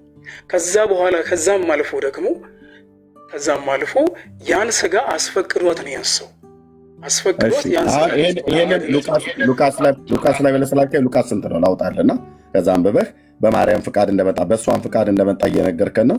ልብ በሉ እዚህ ያላችሁ ሰዎች እንግዲህ ወንድሞች እናቶች፣ ሉቃስ ስንት ነው ያልከኝ? አውጥቼዋለሁ። ሉቃስ ስንት ላይ ነው ያለው? በእሷ ፍቃድ እንደመጣ በአባቱም ፍቃድ በራሷን ፍቃድ እንደመጣ ነግረህናል። የቱ ጋር ነው ያለው? ምዕራፍ ስንት ቁጥር ስንት? ስሙ እንግዲህ ወገኖች፣ ከዚህ ህዝብ ጋር ተቆጥረን ነው ኢትዮጵያ የክርስቲያን ደሴት ተብሎ የሚባለው። ያያ ናውጣና ተናገር። በአባቱም ፍቃድ በእናቱም ፍቃድ ነው የመጣው ብለሃል። ይሄ 50 እግር የሆነ የውሸት ትምህርት ማለት ነው። 50ውንም እግር መድምጄ ነው የምጥለው በእግዚአብሔር ቃል ሰይፍ። ናውጣና ተናገር። የቱ ጋር ነው? ሉቃስ ወንጌል ምዕራፍ ስንት ነው ያልከኝ? በእናቱም ፍቃድ በአባቱም ፍቃድ በአያቱስ ፍቃድ አልመጣም? በአክስቶቹስ ፍቃድ አልመጣም? እኛ ላይ ሙድ እየያዛችሁ ነው ብራዘር። ሰው ሲናገር ሉቃስ ላይ ወንጌል ብለኛል። በእናቱ ፍቃድ መጣ ብሎ ያልከው ምዕራፍ ስንት ቁጥር ስንት ላይ? 1:26 ቴንክ ዩ። በማርያም ፍቃድ ኢየሱስ እንደመጣ ሊነግረን ነው ማለት ነው። ዓለም እንግዲህ 1:26 ኢየሱስ ክርስቶስ እነዚህ ነው የምታነቡት እንግዲህ በወንድማችን አነባበብ ማለት ኢየሱስ በማርያም ፍቃድ እንደመጣ ኢየሱስ ክርስቶስ በእናቱ በማርያም ፍቃድ እና በአባቱ ፍቃድ ወደዚህ ዓለም መጥቷል። ዋው ይገርማል። የሚደንቅ መረዳት ነው። አላየኑም ነበር እስካሁን። ሉቃስ 1:26 አያችሁ? ምንድን ነው ያለን? በእናቱም በአባቱም ፍቃድ ነው የመጣው ብሎ አለን። ጥቅስ የስለው ሉቃስ 1:26 ሲነበብ አሁን ቅድም እንዳነበብኩት ማለት ነው። በስድስተኛው ወር ብሎ የሚለው ዝም ብሎ ባልተማሩ ሰዎች ነው እንደዛ የሚነበበው። ምንድን ነው? እየቀለድክ ነው ወይስ የኑሮ ውድነቱ ነው እንደዚህ አጡዟችሁ የምትናገሩትን ራሱ የማታስተውሉት? ምንድን ነው የጠየቁ ጥያቄ? ያያ በእናቱ ፍቃድ ወደዚህ ዓለም መጥቷል ብሎ የሚለው ቃል የቱ ጋ ነው? ቁጥር ስንት?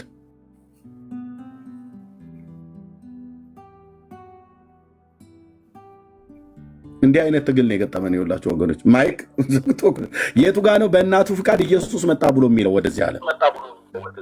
ሚውት ማድረገው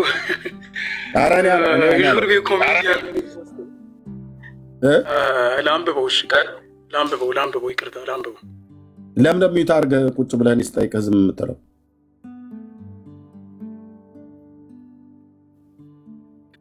እንድታወራ ጊዜ እየሰጠሁ ነው እንድጨርስ። እኔ አላስጨርሰኛል። እሺ በእናቱ ፍቃድ ኢየሱስ ወደዚህ ዓለም መጣ ብሎ የሚለውን ክፍል ሉቃስ ወንጌል መጽሐፍ ምዕራፍ 1 አውጣ ብለኛል። ይኸው ቁጥር ስንት ላይ ነው?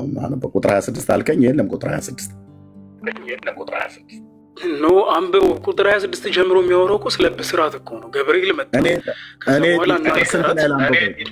ቀጥታ አሁን ሙሉን ከምታስነብበኝ ስላነበብኩትም ኢየሱስ በማርያም ፍቃድ ወደዚህ ዓለም መጣ ብሎ የሚለው ክፍል የቱኛው ጋር ነው ያለው? ቁጥሩን ኤግዛክትሊ ንገረኝ።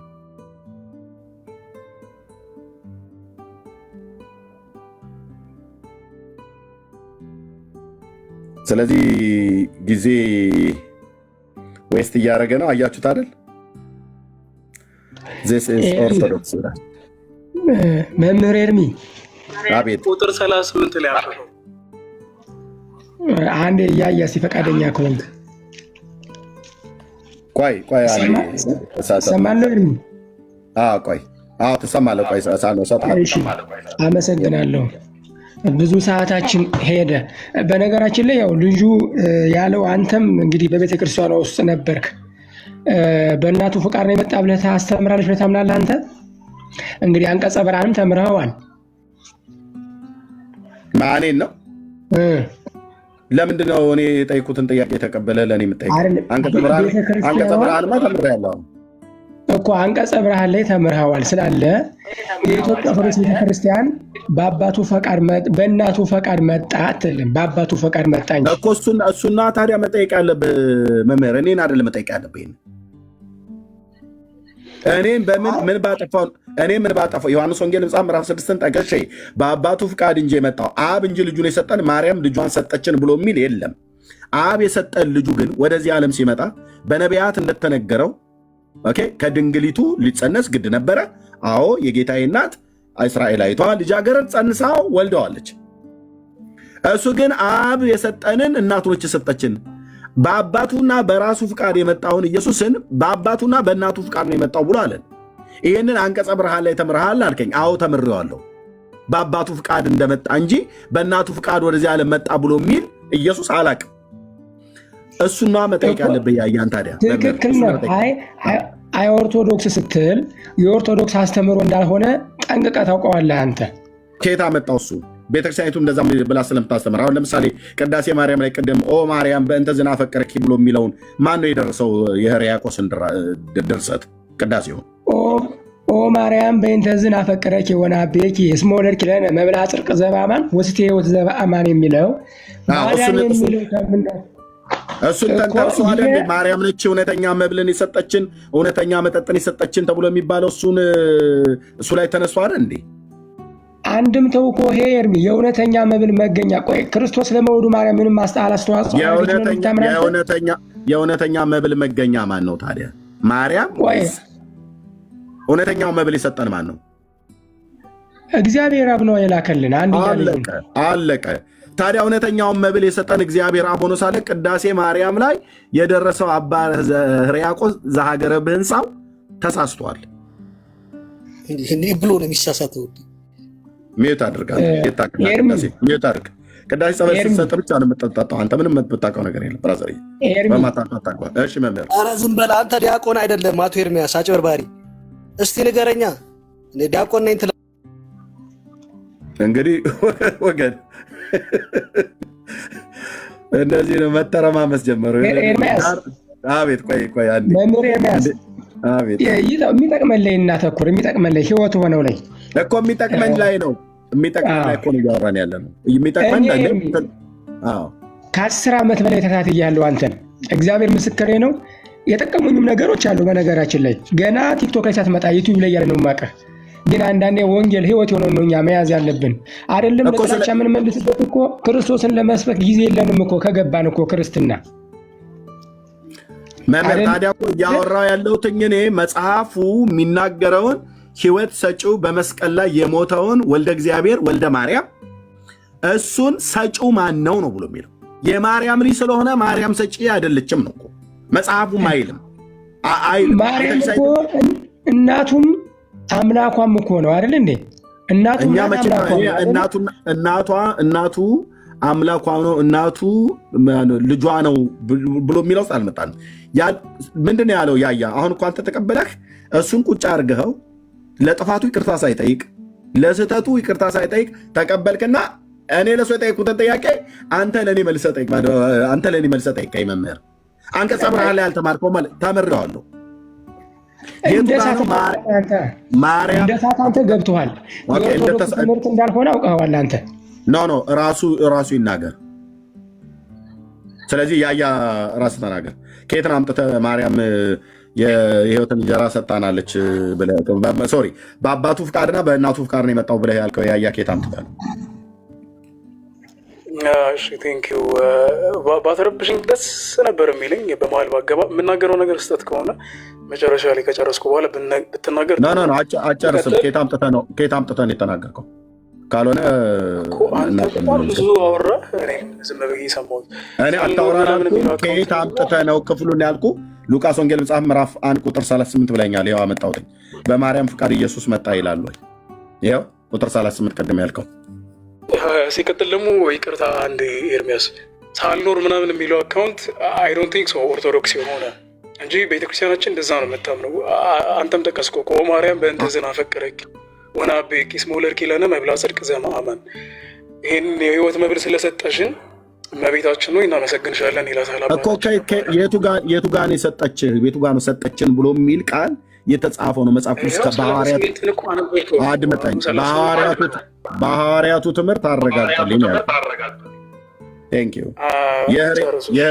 የሕርያቆስን የቅዳሴ ድርሰት ውሸት በሐዋርያቱ ትምህርት አረጋግጠልን። ቴንኪው። ቁጥር 38 ምን ይላል? ልጨርስ። እኔ ልናገር፣ አንተ ተው። አባታችን አባ ሕርያቆስ ያንን ያለው ለምንድን ነው? መልአኩ መጥቶ ካበሰራት በኋላ እመቤታችን ተከራክረዋለች። በሐዋርያቱ ትምህርት አረጋግጥልኝ። ሕርያቆስ የፈለገውን ይበል ያለው ተጽፏል። በሐዋርያቱ ትምህርት የሕርያቆስን ድርሰት አረጋግጥልኝ ነው ያልኩ እኮ። ልጨርስ። አጨርስም። የጠየቅኩት ትተህ ሌላ ነው የምታወራው። ካልሆነ ታይላ ወርደ ነው ብራዘርዬ። ኦኬ የለም ቅድምም ልክ ወንድም ነህ ስጠይቅህ እንደዚህ ነው። እኔ ጠይቀዋለሁ። ልብ በሉ እንደ ቃል ይሆንልኝ አለች። ዊች ሚንስ ዳስ ነፃ መፍቀድ። ምክንያቱም እኛ የግዴታ አምላክ አለን ብለን እናናምለም። ለሆነ ነገር ተመርጠሻል ግዴታ መሆን አለበት ብሎ እንደዚህ አስሮ የሚያስገድድ አምላክ አለን ብለን አናምንም። ፍቃድን ይጠይቃል። እሳትና ውሃ ቀርቦላል፣ የፈለግከውን ትመርጣለህ። እመቤታችን ቀረበላት፣ ይህን የመሰለ ዜና ቀረበላት፣ መረጠች። ስለዚህ በእሷ ፍቃድና በአባቱ ፍቃድ መጣ። እንደዛ ብለን ነው የምናምነው። በአባቱ ፍቃድ መጀመሪያ መጥተዋል እናምናለን። ከዛ በኋላ ግን መጥቶ እንደ እንግዳ ደራሽ በግዴታ እንዲሁ በስውር እመቤታችን ላይ አላደረም።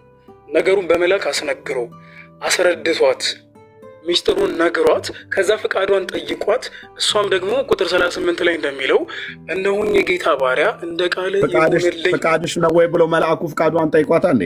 ፍቃድሽ ነው ፍቃድሽን አሳውቂኝ ብሏታ እንዴ? ዘካርያስን ለምንድን ነው ዱዳ ያደረገው?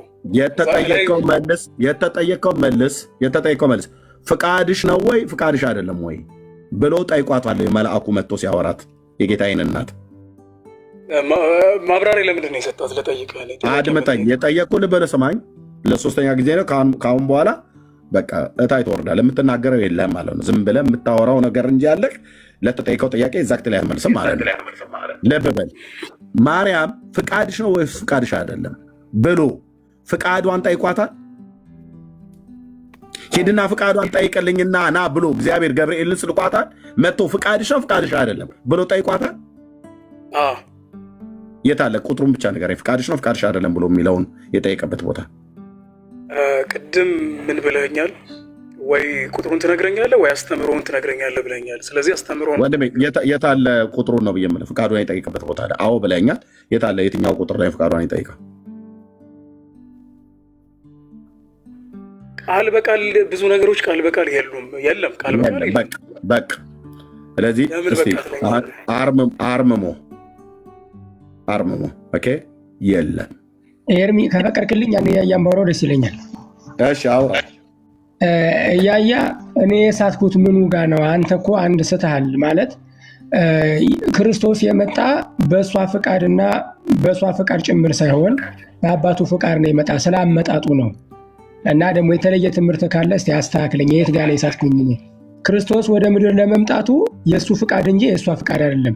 የእሷ ፍቃድ የተጠየቀው ስለመጸነሱ ወናው ተጸነስ ወተወለድ ወልደ ወተሰምዮ ስሙ ኢየሱስ የሚለው ላይ ነው እንጂ በስድስተኛው ገብርኤል ሲመጣ ክርስቶስ ለመምጣቱ የእሷ ፍቃድ አልተጠየቀም። ይምጣ ወይ አይምጣ ወይ ተብሎ የጠየቀ ማንም የለም። እግዚአብሔር አንድያ ልጁን ወደ ምድር ላከ። ትምህርታችን ይሄ ነው። ይሄ በየትኛውም ክርስቲያን ዘንድ የታመነ ነው። በነገረ ሥላሴ አብዛኛውን ከፕሮቴስታንቱም ጋር አንለያይም። የምንለያይ በቅዱሳን ምልጃ ላይ ነው እንጂ ስለ ጽንሰቱ ስለ ውልደቱ አንለያይም። ይኸው ተናገሩነቱንም ኤርሚም አለ። እውነቱ ትክክል ነኝ ኤርሚ? አዎ ልክ ነው። እኔ ልናገርሽ አንዴ፣ ልክ አይደለህም። እንደዛ ብቻ ብለን አይደለም የምናምነው። ሲቀጥል ደግሞ እዚህ አሁን ኦርቶዶክስ እና ፕሮቴስታንቱ ነው ሼር እየተደራረገ ያለው። ኦርቶዶክስ ለኦርቶዶክስ ባናወራ ውጭስ መልካም። ተራ ሲደርስ ኤርሚ ጋር ቅድም ሀሳብህን ነግረኸዋል። ኤርሚ ጋር ልምጣ፣ ምክንያቱም እኔ አንተ ጋር ስለሆነ ብለህ ስላልከው ነው መምህር የገባበት። ተሳስተሃል ብለህ አልከው ቅድም። ቤተክርስቲያናችን የማትለውን ነው የምትለው አልከው። አንቀጸ ብርሃንን ታውቃለህ አንተ? አንቀጸ ብርሃን ተምረሃል? ምንድነው ብሎ የሚለው ዛሬ በማርያም ፍቃድ መጣ ነው የሚለው ወይስ በአባቱ ፍቃድ መጣ ነው ብሎ የሚለው? በራሱ ፍቃድና በአባቱ ፍቃድ መጣ ነው ብሎ የሚለው? ኤርሚ ቅድም የጠየቁ መምህሩን ቁጭ አድርገህ ተሳስተሃል ብለዋል ቅድም። እያወራን ያለ ነው እኮ የኔ ትምህርት አይደለም አይደለ? እያወራን ያለ አባ ጊዮርጊስ ዘጋስጫ ዳኒ ያለህ ዳኒ ካለ በቃኝ። እኔ እዚህ ጋር በቃ ምንም ተነጋግሮ መግባባት ከማይችል ሰው ጋር ማውራት ብዙ መድከም አልፈልግም። ማውራት እኮ አንተ ለመስማት ፈቃደኛ ስላልሆንክ ነው። የኔ ሀሳብ ስህተት ሊሆን ይችላል በአንተ እምነት፣ ግን ለመስማት አለብህ። እኔን እንትን እንደማድረግ ማለት ነው። እኔ አልሰማም አላልኩም፣ ግን አንደኛ ለጠየቁ ጥያቄ ኤግዛክትሊ ቆመህ እንኳን መልስ አትመልስም። እንዴት እንደምትሸሽ ታያለህ። የማታውቀውን ነገር ትጠቅሳለህ። ከዛ ስጠይቅ እዛ ላይ ቆሜ አሁን ከሕርያቆስ ቅዳሴ ጠቀስክ። አውራ ብዬ ያልኩ ቅድም የጀመርከው ላይ ልታወራ ሲገባ እኛ እውነተኛ መብል የሰጠችን እውነተኛ መጠጥ የሰጠችን ብላልክ። እውነተኛ መብልም መጠጥም እሷ አልሰጠችህም። ኦኬ አልሰጠችም። ሰጠን ከተባለ እንኳን የሰጠን የብርሃን አባቱ የባህሪ አባቱ ቅዱስ እግዚአብሔር አብ ነው ልጁን የሰጠን። መጽሐፍ የሚነግር ይሄንን ነው። ኦኬ አብ የሰጠው ልጁ ወደ ዓለም ሲገባ ግን በድንግሊቱ ማህፀን መጸነስ ነበረበትና ተጸንሶ ተወልዷል። እናቱ ናት። 4 ነጥብ የተዘጋ እውነት ነው። ስለዚህ ሰጪው አባቱ እንጂ እናቱ ልጇን ሰጠችን አይልም። እግዚአብሔር ዓለሙን እስኪሰጥ ማለት ልጁን እስኪሰጥ ድረስ ዓለሙን እንዲወደዋል ነው ብሎ የሚለው። ኦኬ የላከው አንተ ቅድም ምን አልክ? በእናቱም ፍቃድ በአባቱም ፍቃድ ወደዚህ ዓለም መጣ ብላልክ። አባቱም ልኮት እናቱም ልካው ነው ማለት ነው የመጣው ማለት ነው ወደዚህ ዓለም በአንተ አስተምሮት ማለት ነው።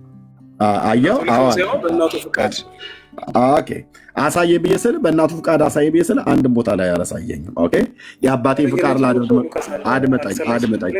አድመጠኝ። የአባቴን ፍቃድ ላደርግ መጣሁ እንጂ ያለው የእናቴን ፍቃድ ላደርግ መጣሁ አላለም። ኦኬ ዮሐንስ ምን ይላል በመልእክቱ ላይ ምዕራፍ 4 አንደኛ ዮሐንስ መልእክት መጽሐፍ ምዕራፍ 4 ቁጥር 14 ላይ እንደዚህ ይላል። እንግዲህ ዮሐንስን ታርመዋለህ አንተ በጣም ብዙ ከኛ የተሻለ ከዮሐንስም የተሻለ በደንብ የምታውቅ ይመስለኛል። ዝም ብዬ ሳይህ ምን ይላል? እኛም አይተናል ይላል ዮሐንስ። ዛሬ ግን በያያ ዘሚካኤል ይታረማል ዮሐንስ ሐዋርያው። እኛም አይተናል አባትና እናቱ በያያ ዘሚካኤል ተርጓሚ ማለት ነው። አባትና እናቱ ልጁን የዓለም መድኃኒት ሊሆን እንደላኩት እንመሰክራለን ነበር ማለት የነበረበት ዮሐንስ ግን አላለም። ያያ እንደዛ ነው እያለ ያለን ዮሐንስ ግን ያለው እኛም አይተናል አባትም እግዚአብሔር ማለት ነው ልጁን የባህሪ ልጁን ኢየሱስ ክርስቶስን መድኃኒታችን ማለት ነው የዓለም መድኃኒት ሊሆን እንደላኩት አይልም እንደላከው እንመሰክራለን። አርመው ዮሐንስንም አብረህ እሱን መናፍቅ ሳይሆን አይቀርም ማለት እነሱ ሀሳብ የሳትክበትን ልንገርህ። ክርስቶስ ሲመጣ ወንድም ሀሳቤ ልጨርስና ታወራለህ። አይ ቆይ ኖ ስለ ሳትክ ነው መቀበል አለብህ። የመጣው በእናቱ ፍቃድ አይደለም፣ እሷ ፍቃዷ ነው። ምትን ሲጸነስ ነው። እኔ ኦ ማርያም በእንተ ዝናፈቀረኪ የሚለውን አልቀበልም አላልኩም። ግን ስተሃል ያልኩ ምንድን ነው? በማርያም ፍቃድ ነው ከሰማይ እየመጣ ስል ሲጀመር እሷ ብስራትም የዛን ጊዜ አልተበሰረችም፣ የምታውቀው የለም። ገና የ12 ዓመትም የ11 ዓመት ምናምን ናት እሷ ገና ናት። በእሷ ፍቃድ አልመጣም። ሲመጣ ግን መልአኩ ፍቃዷን ጠይቃቷል። አዎ ጠይቋቷል። ምን ብሎ? ወንድ ልጅ ትጸንሻለሽ፣ ስሙንም ኢየሱስ ትይዋለሽ። እንዴ ወንድ ሳላቅ እንዴት ይቻለኛል ብሎ መንፈስ ቅዱስ ይጸልይብሻል፣ እግዚአብሔር የሚያርግብሻል ብሎ መልአኩ አበሰራት። እኔ እንደዛ ነው እንጂ ያልኩህ የማርያም ፍቃድ ግን አንተ ይሄ አዲስ ትምህርት ነው። ሲመጣ በአባቱ ፍቃድም በማርያም ፍቃድም ነው ከሰማይ የመጣ ማለትህ ስህተት ነው። ነገር ግን በጽንሰት ላይ የእሷ ነጻ ፍቃድ ተጠይቋል። አይ አልጸንስም ማለት ትችል ነበር የሚል ራስ ማከራከሪ ሀሳብ ማንሳት አለብህ እንጂ በእሷ ፍቃድ ነው ከሰማይ የመጣ ማለቱ አዲስ አስተምሮ ነው። ሌሎችንም ጠይቀህ ትመጣና ይቅርታ ጠይቃለህ ብዬ አስባለሁ። ከዚህ በኋላ ሳልናገር አትግደለኝ። እኔ ጋር ሲያወራ አትግባ። ተራህን ጠብቀህ ከኤርሚ ጋር አውራ።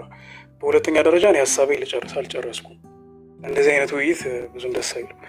እኔ እያልኩ ያለሁት እመቤታችን ስበው ፈቅዳ በእሷ መጣ እያልኩ አይደለም ያለሁት። ኢየሱስ የሚለውን ያገኘ ነው በእመቤታችንና በእግዚአብሔር አብ ነጻ ፍቃድ ነው እያልኩ ያለሁት መልአኩ መጥቶ ሲያበስራት እመቤታችን ስለፈቀደች ነው ያ ምግብ ለዓለም የተሰጠው። የመጣውማ ይሄ እኮ ግልጽ ነው። ማንም ተራ ምንም የማያውቅ ሰው አማርኛ መናገር የሚችል ሰው ኢየሱስ ከእግዚአብሔር አብ እንደተላከ በጣም ብዙ ጊዜ መጽሐፍ ቅዱስ ላይ ተደጋግሞ ተጽፏል። ከዛ ውጭ ግን ከመላኩ በዘለለ እመቤታችንን አስገድዶ አልመጣም። የእመቤታችንን ፍቃድ ጠይቆ የእናንተ የእነ ኤርሚያስ የራሳችሁን አረዳዱ ሰሩት፣ እኛም የምናምነው ነው እየተናገርኩ ያለሁት መጽሐፍ ቅዱስ ነው የሚለውን መጥቶ ዘካርያስ ካበሰረ በኋላ እመቤታችንን አናግሯት። ከዛ በኋላ እንደ ፈቃድህ ይሁን ስትል ነው እግዚአብሔር ወልድ ፍቃዷን አይቶ ከዛ በኋላ ያደረው እንጂ መቼም በኮንቨርሴሽን መሀል እግዚአብሔር ወልድ አደረ አትለኝም። የሚያስገድድ አምላክም አለን ብዬም ስለማላምን፣ ስለዚህ ለኢየሱስ መምጣት የእመቤታችንና የእግዚአብሔር አብ ፍቃድ አለበት የሚል ነው አስተምህሮታችን። አባ ሕርያቆስም ተናግረዋል። እመቤታችን ሆይ እውነተኛ የሆነውን የሕይወትን መብል ስለሰጠሽን ማለት ምን ማለት ነው? በፍቃዷ ይሁንልኝ በማለቷ ስጋን ከሷ አነስቷል። ይሁንልኝ ባትል ፕሮባቢሊቲ አይወራም፣ ግን ላይነሳም ይችላል። we don't know about that, we can't be sure። ግን ፕሮባቢሊቲ አይወራም። ጀስት ለማስረዳት ነው የጠቀስኩት። ይሄን አንስታችሁ ደግሞ ሌላ ክርክር እንዳይነሳ እና የእመቤታችንን ፍቃድ ጠይቆ ስጋ አነስቷል። ያ ስጋ ያ ደም ነው የዘላለም ሕይወት ብለን የምንጠራው፣ ዳንበት ብለን የምንጠራው። ስለዚህ አባ ሕርያቆስ የተናገረው ንግግር ምንም አንዳች ለዛም መጽሐፍ ቅዱስ ላይ የተጻፈውን በውብ ቃል ራሱን ነው የደገመው ብዬ ነው ማምነው። አባታችን አባ ሕርያቆስ ምንም የተለየ ሀሳብ አልተናገረም። ስለዚህ እመቤታችን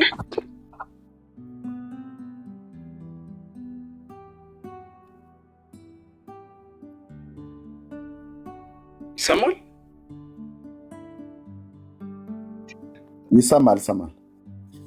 ስለዚህ እመቤታችንን ቅድም መጀመሪያ ላይ አሁን ከአውዱ ወጣን አንድ ነገር ላይ ቆየን እንጂ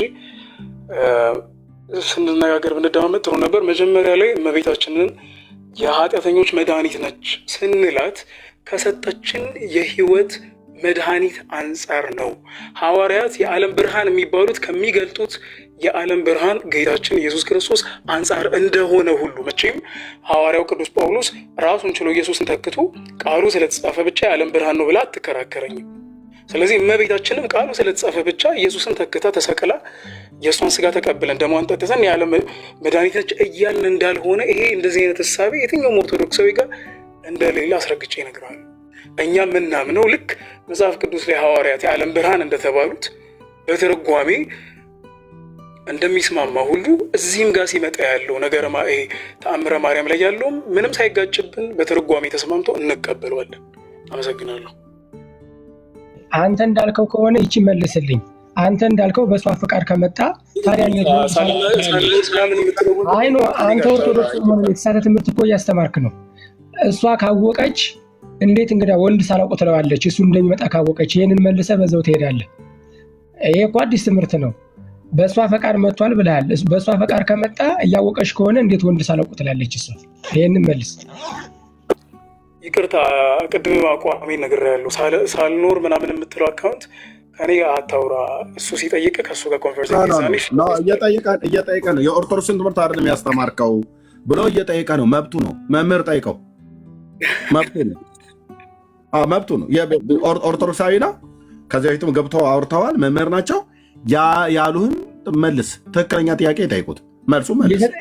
ታወራኛ ፈልግና ምትረዋለን። በእሷ ፈቃድ መጥቷል ካልክ እንዴት ትጸንሳለች ስላት ለእሷ አዲስ ሆነ ካወቀች። ይሄ ነገረ ድነትን እንዳለ ነው የናርከው። በነገራችን ላይ በደንብ እንዴት እንዳላወቅ አላቅም እንጂ በእርግጥ ሁሉም ሰው እውቀት ሙሉ የለ። ደግሞ ሰው ምናምን ከሌ አትበል። ስትስት መረዳት አለብህ። ኃይለኛ ይኸውልህ፣ እውነተኛ የሆነ የወንጌል ቃል ጴንጤም ቢናገረው መቀበል አለብህ። የማትቀበለውን አትቀበልም እንጂ የግድ ኤርሚያስ መናገር አይጠበቅበትም። እኔ ያልሁ በአባቱ ፈቃድና በእሷ ፈቃድ ነው የመጣ ብለሃል። በእሷ ፈቃድ ከመጣ ለምን ገብርኤል ሲያበስራት ወንድ አላቅም እንዴት ይሆናል ብላለች ነው? እዚህ ጋ የሆነ ጨዋታ ነገር ነው። ይህንን አብራራ ከተረዳው። እንግዲህ አንድምታ ትርጓሜ ምናምን ብላል፣ በዛ አስረዳንና እንማር። እሺ፣ ለመጨረሻ ጊዜ ሳልኖር ምናምን ለሚለው አካውንት እኔ ማቀውን ሼር ላርክ። ለመጨረሻ ጊዜ ደግመህ ባትጠይቀኝ ደስ ይለኛል። ይቅርታ። ቅድምም በጣም ደጋግሜ ተናግሬዋለሁ። እመቤታችን ቀድማ እውቀት አላት እያልኩ አይደለም፣ አታውቅም። እመቤታችን ገና ብላቴና ነች። በቤተ መቅደስ ያለች አንድ ትንሽዬ ብላቴና ነች። የእግዚአብሔር መገለጥ ሲመጣ ግን ለእመቤታችን ይህ ቃል ተነገራት። ሲነገራት ፈቀደች። የተነገራት መፍቀድ ስለነበረባት ነው እንዴ ይሄ እኮ በጣም ግልጽ እኮ ነው። እመቤታችን መፍቀድ አለባት። ምክንያቱም አስገድዶ የሚያድር አምላክ የለንም። በቃ እንዲያረጋለሁ ምናምን ብሎ ኢፍትሃዊ የሆነ አምላክ የለንም። አምላካችን እግዚአብሔር ፍትሃዊ ስለሆነ እና ነፃ ፍቃድን ስለሚጠይቅ አዲስ ኪዳንም ላይ የትኛውንም ስራ ለመስራት እግዚአብሔር አስገድዶ አይሰራም። ነፃ ፍቃድን ጠይቆ ነው የሚሰራው። ልክ እንደዚሁ እመቤታችንን ለዚህ ታላቅ የነገረ ድነት ሚስጥር ካጫት በኋላ ጠየቃት በመላኩ በኩል ይሁንልኝ አለች፣ ፈቀደች። በቃ ይሄን ያልኩት። ስለዚህ ፍቃዷን መልአኩ ሲመጣ ፍቃዷን ጠይቆ ነው አይደል? ይሆን? አዎ እግዚአብሔር ከፍቃድ ውጭ አይሰራም ነው አይደል ያልከው?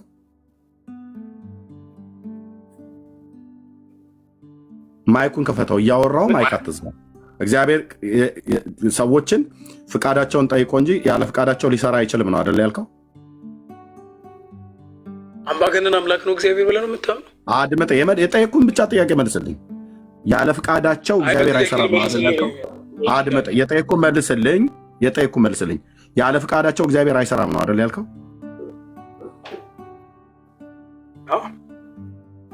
እሺ፣ የአማቴው ልጅ ነብዩ ዮናስ ፍቃዱ ወደ ተርሴስ መሄድ ነበረ። እግዚአብሔር ያለ ፍቃዱ አስገድዶት ወደ አሶር ልኮታል? አላቀውም? አንድ በል ተጠጣዋል። አሁን ቀጥሎ 2 ደጋግመ የጠራው ዘካርያስ የተባለው ጋር ካህኑ ዘካርያስ ጋር ተልኮ ገብርኤል መልአኩ መጣ። የእግዚአብሔር በጎ ፍቃዱ ዮሐንስ የሚባል ልጅ እንደሚወለድ ነገረው በመልአኩ በኩል። ዘካርያስ ግን ይህንን አላቅም አለ። በምን አውቃለሁ አለ። አልተቀበለውም አለ ነው መልአኩን። በጊዜው የሚፈጸመውን የምስራቹን ቃሌን ስላላመንህ ምን ትሆናለህ አለው። ዲዳ ትሆናለህ ብሎ ግንስ ልጁ ከመወለድ ቀረ። ዘካርያስ ባለማመኑ ማይክን ክፈትና አውራኝ። ዘካርያስ አላመንም፣ አሜን አላለም ለመልአኩ ቃል። ግን ዘካርያስ አሜን ባይልም ዮሐንስ ከመወለድ ከዛ ቤት ተቆጠበ፣ ተከለከለ። ፈጠና አርገው መልስ።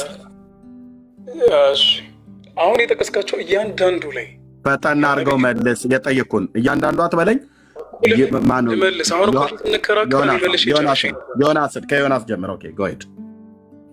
ከነቢዩም ከዘካርያስም ጋር ስትሄድ መጀመሪያ እግዚአብሔር ተናግሯል ማለት ይሄ ኢዝ ኤክስፔክቲንግ በቃ እኔ እግዚአብሔር መጀመሪያ አልተናገረም ማለት ነው። ጠይቋል። እግዚአብሔር የሚሰራው በመጠየቅ ያወራ ሰው ልብ በል። እኔ ሚዩት ያደረኩ ያወራው ሰው ታሪኩን የማያውቅ አይደለም አልኩ። በጥብጫ አጠጣለሁ። ኦኬ በመጀመሪያ ለዮናስ ነግሮታል አልነገረውም አይደለም ያልኩ። ሳይነግረውማ እንዴት ያስገድደዋል?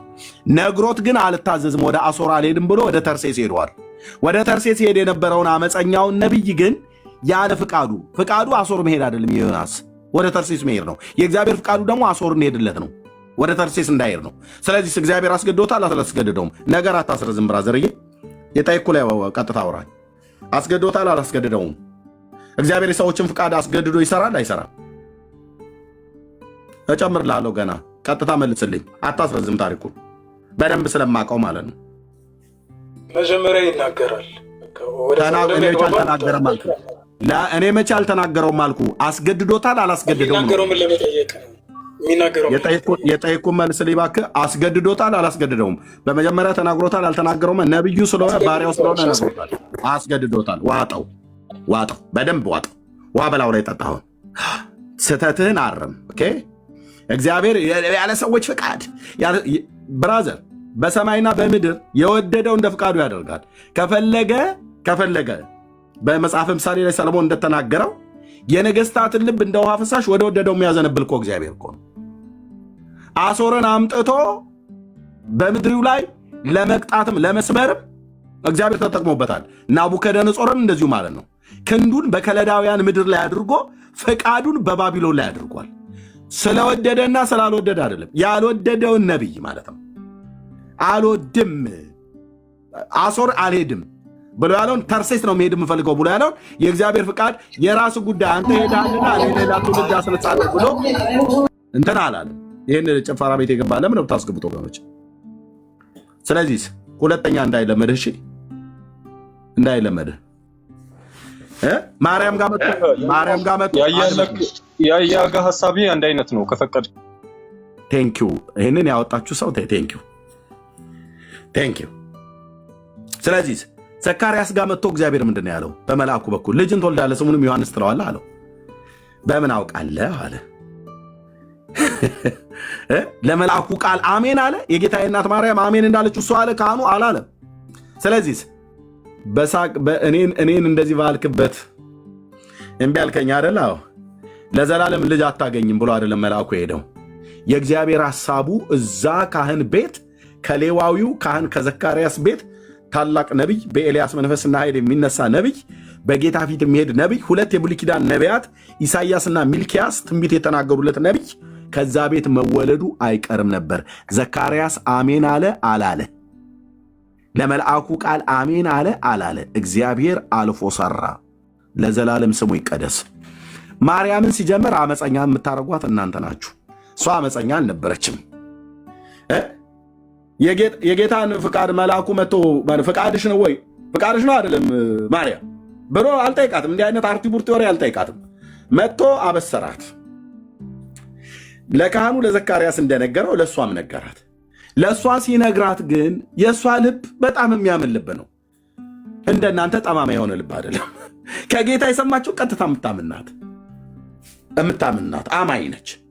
ከጌታ የተነገረላት ቃል ይፈጸመና ያመነች ብፅዕት ናት የተባለችውም ለዚህ ነው። ስላመነች ነው ብፅዕት የተባለችው። ድንጋይ ተንተርሳ ጤዛ ልሳ ማልተ ቁሩን ታግሳ አይደለም ቤዘማ ነው ብፅዕት የተባለችው ከጌታ የተነገረላትን ቃል ማለት። ስለዚህ የጌታ እናት ማርያም ልቧ አመፀኛ አይደለም። ወንድሞቼ እናቶቼ፣ ኦርቶዶክሳውያኑ ውሸታቸውን ለማክበር ልቧን አመፀኛ አድርገው ከጌታ ለሰማችሁ ቃል የማትታዘዝ ፍቃድሽ ነው አይደለም ፍቃድ አይደለም ብላ ብትል አሽቀንጥሮ ይጥላታል ጌታ።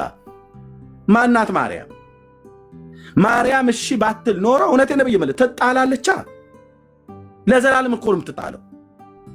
እሷ እምቢ ስላለች የእስራኤል አምላክ ለዘላለም የገባውን ኪዳን የሚያፈርስ ትውልድ ሁሉ በማርያም እምቢ ማለት ምክንያት ኢየሱስ የማይወለድ ሆኖ ትውልድ ሁሉ ለዘላለም ሞቶ አይቀርም። ማርያም እምቢ ብትለው ነው። አድምጠኝ ሜት አድርግ። ይህን ተረት እንደዚህ ነው ከውስጥ የምንደው ማለት ነው። ማርያም እምቢ ብላ ቢሆን ኖሮ ለመልአኩ ቃል አልታዘዝም ብላ ብትል ኖሮ ምናልባት ዘካርያስ ጋር የደረሰው ዕጣ አይነት ነገር ይደርሳት ነበር። እግዚአብሔር የዘላለም ሐሳቡ በእሷ ሊፈጽም ስለወደደ በዘካርያስ ቤት ሊፈጽም የወደደ ጌታ የዘካርያስን አለማመን አልፎ ታላቁን ነቢይ ከዘካርያስ አብራክ እንዲወለድ ያደረገ አምላክ ማርያምም እምቢ ብትል ኖሮ የእሷን አለማመን አልፎ ከእሷ ግን እንዲወለድ ይሆን ነበር። በግድ ብለህ ብትል አዎ በግድ ማን ነው ተሳስተሃል ብሎ ሊል የሚችለው? ሁሌ የምጠቅሰዋለሁ ትንቢተ ዳንኤል መጽሐፍ ምዕራፍ 4 ቁጥር 35 ላይ በላይ በሰማይ በታች በምድር እንደ ፍቃዱ ያደርጋል እጁንም የሚከለክላት ምን ታደርጋለሁ የሚለው ማን ነው ይላል። እምቢ ብላ ብትል ዘካርያስ አሜን ስላል አይደለም ልጁ የተወለደለት። ጠጡት እንደዚህ ያልኩ እንደዚህ እየበጠበጥኩ ይህን የጽድቅ ቃል እሰጥሃለሁ። ዘካርያስ አሜን ስላል አይደለም ዮሐንስ የተወለደው። አለማመኑን አልፎ ጌታ መድኃኔዓለም በዚህ ካህን ቤት ውስጥ ነቢይ አመጣ። ማርያም አላምንም እንኳን ብላ ብትል አለማመኗን አልፎ ከሷ ይወለዳል። ግን የጌታ እናት ማርያም ልቧ አመፀኛ አልነበረም። አየህ፣ አመፀኛ አልነበረም። አሜን እንደ ቃል ይሁንልኝ የጌታ ባሪያ ነው ያለችው። ግን እንደው እምቢ ብትል ማርያም የጌታ እናት ለዘላለም ነበር የምትጣለው። የጌታ እናት ተብላ ላትጠራ ማለት ነው። እናስ እግዚአብሔር ፍቃዱን በሌላ ሰው በኩል ይፈጽማል እንዴ? አየህ፣ ሉዓላዊ አምላክ እንደሆነ እንዲያውቅም ነው የአማቴ ልጅ ነቢዩ ዮናስንም አምጥቶ በአሳን ባሪው ሆድ ውስጥ ጨምሮ ወስዶ በአሶር ላይ ተፍቶ ትንቢት እንዲናገር ያደረገው እንጂ ምንም እዚህ በዛብሎን አውራጃ ላይ የተወለደ አንድ ነቢይ ታዘዘው አልታዘዘው። ተርሴስ ሄዶ ከሆነች ሴት ጋር ተኝቶ በቃ ዘመኑ ሁሉ ይበላሽበት ነበር። ይገርማችኋል፣ ያ ዮናስ የሚባል ነቢይ እንደው እኮ ደግ ነበረ። አምላኩ ወደ አሶር ልኮት አልሄድ ብሎ እዛ ተርሴስ ሄዶ የሆነች ጋለሞታ ሴት አግብቶ ኖረ ተብሎ የሚባል ታሪክ ነበር የሚጻፍለት ማለት ነው። እምቢ ቢልስ? ዮናስ እምቢ ቢለው እግዚአብሔር የፍጥረታት ሁሉ ንጉሥ ስለሆነ ማለት ነው ሌላ ዮናሶችን ያስነሳላ አይመስልህም? ይኸው ነው። አዎ ቴንኪዩ። ይኸው ነው። እግዚአብሔር ፈቃዱን ለማድረግ ዮናስ እሺ አለ፣ እምቢ አለ። እምቢ ነው ያለው ለጌታ ድምፅ። እናስ እምቢ በማለቱ እግዚአብሔር በአሦራውያን ላይ ሌላ ነብይ ነው የላከው? አላከውም ነው። አዎ ከኔ አምልጠህ ልትሄድ? አዎ እንግዲህ ሂድ። ገብቶ እስኪተኛ ድረስ ዝም ጭጭ፣ እንቅልፍ ተኝቶ ለሽ ብሎ የአባቶች አምላክ ክብር ለአንተ ይሁን እንግዲህ ብሎ ማለት ነው። ዝም ጭጭ። በአምላኩ ቃል ላይ ያመፀ ነቢይ እናስ አገኘው አዛ ንፋስ አቤት ሂድ። ወዴት? ወደ ታላቁ ባህር ሜዲትራኒያን ላይ አንድ የኔ ባሪያ አለ ለፍቃዴ አልታዘዝ ብሎ አምጾ ከኔ ሸሽቶ እኔ እስራኤል አምላክ ተብዬ ስለተጠራሁ በእስራኤል ዳርቻ ላይ ብቻ የምሰራ በሌላው ዳርቻ ላይ ግን የማልንቀሳቀስ አድርጎ አስቦ ነው መሰል በሰውኛ አነጋገር ነው ብዬ ብል እንጂ ጌታ እንደዛ አላለም። ሂድ ያዘው ይህንን ነቢይ መርከቡን ገልብ እንትን አናውጥልኝ ብሎት ማለት ነው። ነፋሳትን ከቤተ መዛግብቱ የሚያዝ እግዚአብሔር ነፋሳትን አዘዘ። ወታደራዊ ሰላምታ እንደሚሰጥ እና በጀረናሉ ፊት አንድ ወታደራዊ ሰላምታ ሰጥቶ ግዳጁን ሊፈጽም እንደሚሄድ ልክ እንደዛ ማለት ነው። ነፋስ ታዞ ሄዶ የነቢዩ ዮናስን መርከብ የነበረበትን ጾመ ነይ ነይ እያልክ አንተ ሲልጆን ትበላለህ። ይህንን እንኳን አታውቅም። ዮናስን እኮ አስገድዶታል ጌታ። ፍቃዱ ነበር የዮናስ አልነበረም። እግዚአብሔር የሰውን ፍቃድ ሳይጠይቅ ይሰራ እንደ ይላል። ብራዘር ግልብጥብጥን አውጥቶ የእስራኤል አምላክ እግዚአብሔር ሊሰራ ከወደደ ምንም አታመጣም፣ ምንም አላመጣም። ፌር ነው እንዴ ግን ጌታ እንደዚህ ማለት እንደዚህ ፌር ነው ብለህ ብትል የምን ፌር? አዎ ፌር ነው። እንዴት? የእጆቹ ስራ ነህ። የእጆቹ ስራ ነህ። እንዴት የእጆቹ ስራ አስቦን አንተ ምን መብት አለ? እኔ ምን መብት አለኝ? ስራ የተሰራ ሸክላ ዕቃ በሸክላ ሰሪው እጅ እንዳለ እናንተም በእኔ እጅ ናችሁ ይላል። በጭቆ በሰሪዋ እጅ ላይ ስልጣን እኔ በእኔ ልትጠጣ አይገባም፣ አንተ ግን ምን አይነት ነውረኛ ሰው ነህ ብላ ትላለች። እንደ ብርጭቆና ሲኒ ጠፍጥፎ በሰራት በሰሪዋ ሙቋሚውን ቀዝቃዛ ሲጠጣባት ዝም ብላ መጠጣት ነው። ግን ያለ ፍቃድ ለምን ቀዝቃዛ ሙቅ ነገር ለምን ትቀዳብኛለህ ትለዋለች። ብርጭቆ አትልም። በትልስ ሰሪዋ ወስዶ ከሽ ቢያረጋት ዳውን ሼሞኒው ትላለች አትልም። እኔ እናንተ ሸክላ ነን። ዮናስ ሸክላ ነው። ነቢዩ ዮናስ፣ ዘካርያስ ካህኑ ሸክላ ነው። ማርያም የጌታችን እናት ሸክላ ናት። ሸክላ ማለት ምን ማለት ነው? የአማኑኤል እጆቹ ስራ ነን ነው እያልኩ ነው ያለሁት። ተናገሩ እውነቱን። ኦኬ ፍቃድህንም ጠይቆ ይሰራል፣ ያለ ፍቃድህም አስገድዶ ይሰራል። ማለት ከፈለገ ግልጽ አይደለም? እንደ አማርኛ ግልጽ ነው። ተናገር የሥላሴ ባሪያ ኤርምያስ። ፍቃድህንም ጠይቆ ይሰራል፣ ከፈለገ ፍቃድህንም ሳይጠይቅ ይሰራል። ልብህን ለውጦት ማለት ነው። የነገስታትን ልብ እንደ ውሃ ፈሳሽ ወደ ወደደው አዘንብሎ ይሰራብሃል ስልህ ይሰራብኛል ስልህ ጌታዬ ለድምፅህ አመፀኛ አልሆንም። ቴንኪዩ ሎርድ። ይህንም ገለባ ትውልድማ በገና በአንድ እግሩ ነው የማቆመው። ጌታ ኢየሱስ ምስክሬ እኮ አልኩህ። ደግሞ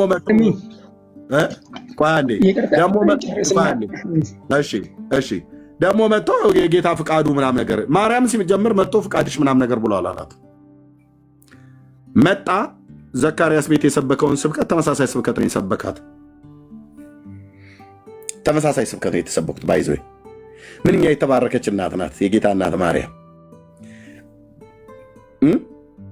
ለካህኑም ልጅ ትወልዳለህ ነው፣ ለእሷም ልጅ ትወልጃለሽ ነው። ካህኑ የምትወልደው ልጅ ዮሐንስ ይባላል፣ አንቺ የምትወልደው ልጅ ኢየሱስ ይባላል። በቃ ተመሳሳይ ስብከት። አንድ ሰባኪ ያውም መልአክ መጥቶ ተመሳሳይ ስብከት ነው። ለካህኑ ለድንግሊቱም ልጆች ትወልዳላችሁ ነው በየተናጠል። አንቺም ልጅ ትወልጃለሽ፣ እሱም ልጅ ትወልዳለህ። አንተ ከሚስት ነው የምትወልደው፣ አንቺ ደግሞ ከእግዚአብሔር መንፈስ ቅዱስ መለኮታዊ ኪነ ጥበብ ትወልጃለሽ። የሰባኪው የገብርኤል ስብከት ይሄ ነው። የምስራቹን ቃል የሰበከው ካህኑ እኔ በምን አውቃለሁ እያለ እንትን ሲል ያው አፉን ዚፕ ዘጋለት ማለት ነው። ድንግሊቱ ደግሞ አሜን የጌታ ባሪያ እንደ ቃል ይሆንልኝ። ደስ አትልም? ደስ አትልም? እቺ ምንኛ የተባረከች እናት ናት። በእውነት እኮ ነው ብዬ የምልህ። እንዴት ልቤን እንደምታሞቀው እንዲህ አይነት እምነት ደስ አትልም? ካህኑ እኔ በምን አውቃለሁ? እኔ አርጅቻለሁ፣ ሚስቴም አርጅታለች።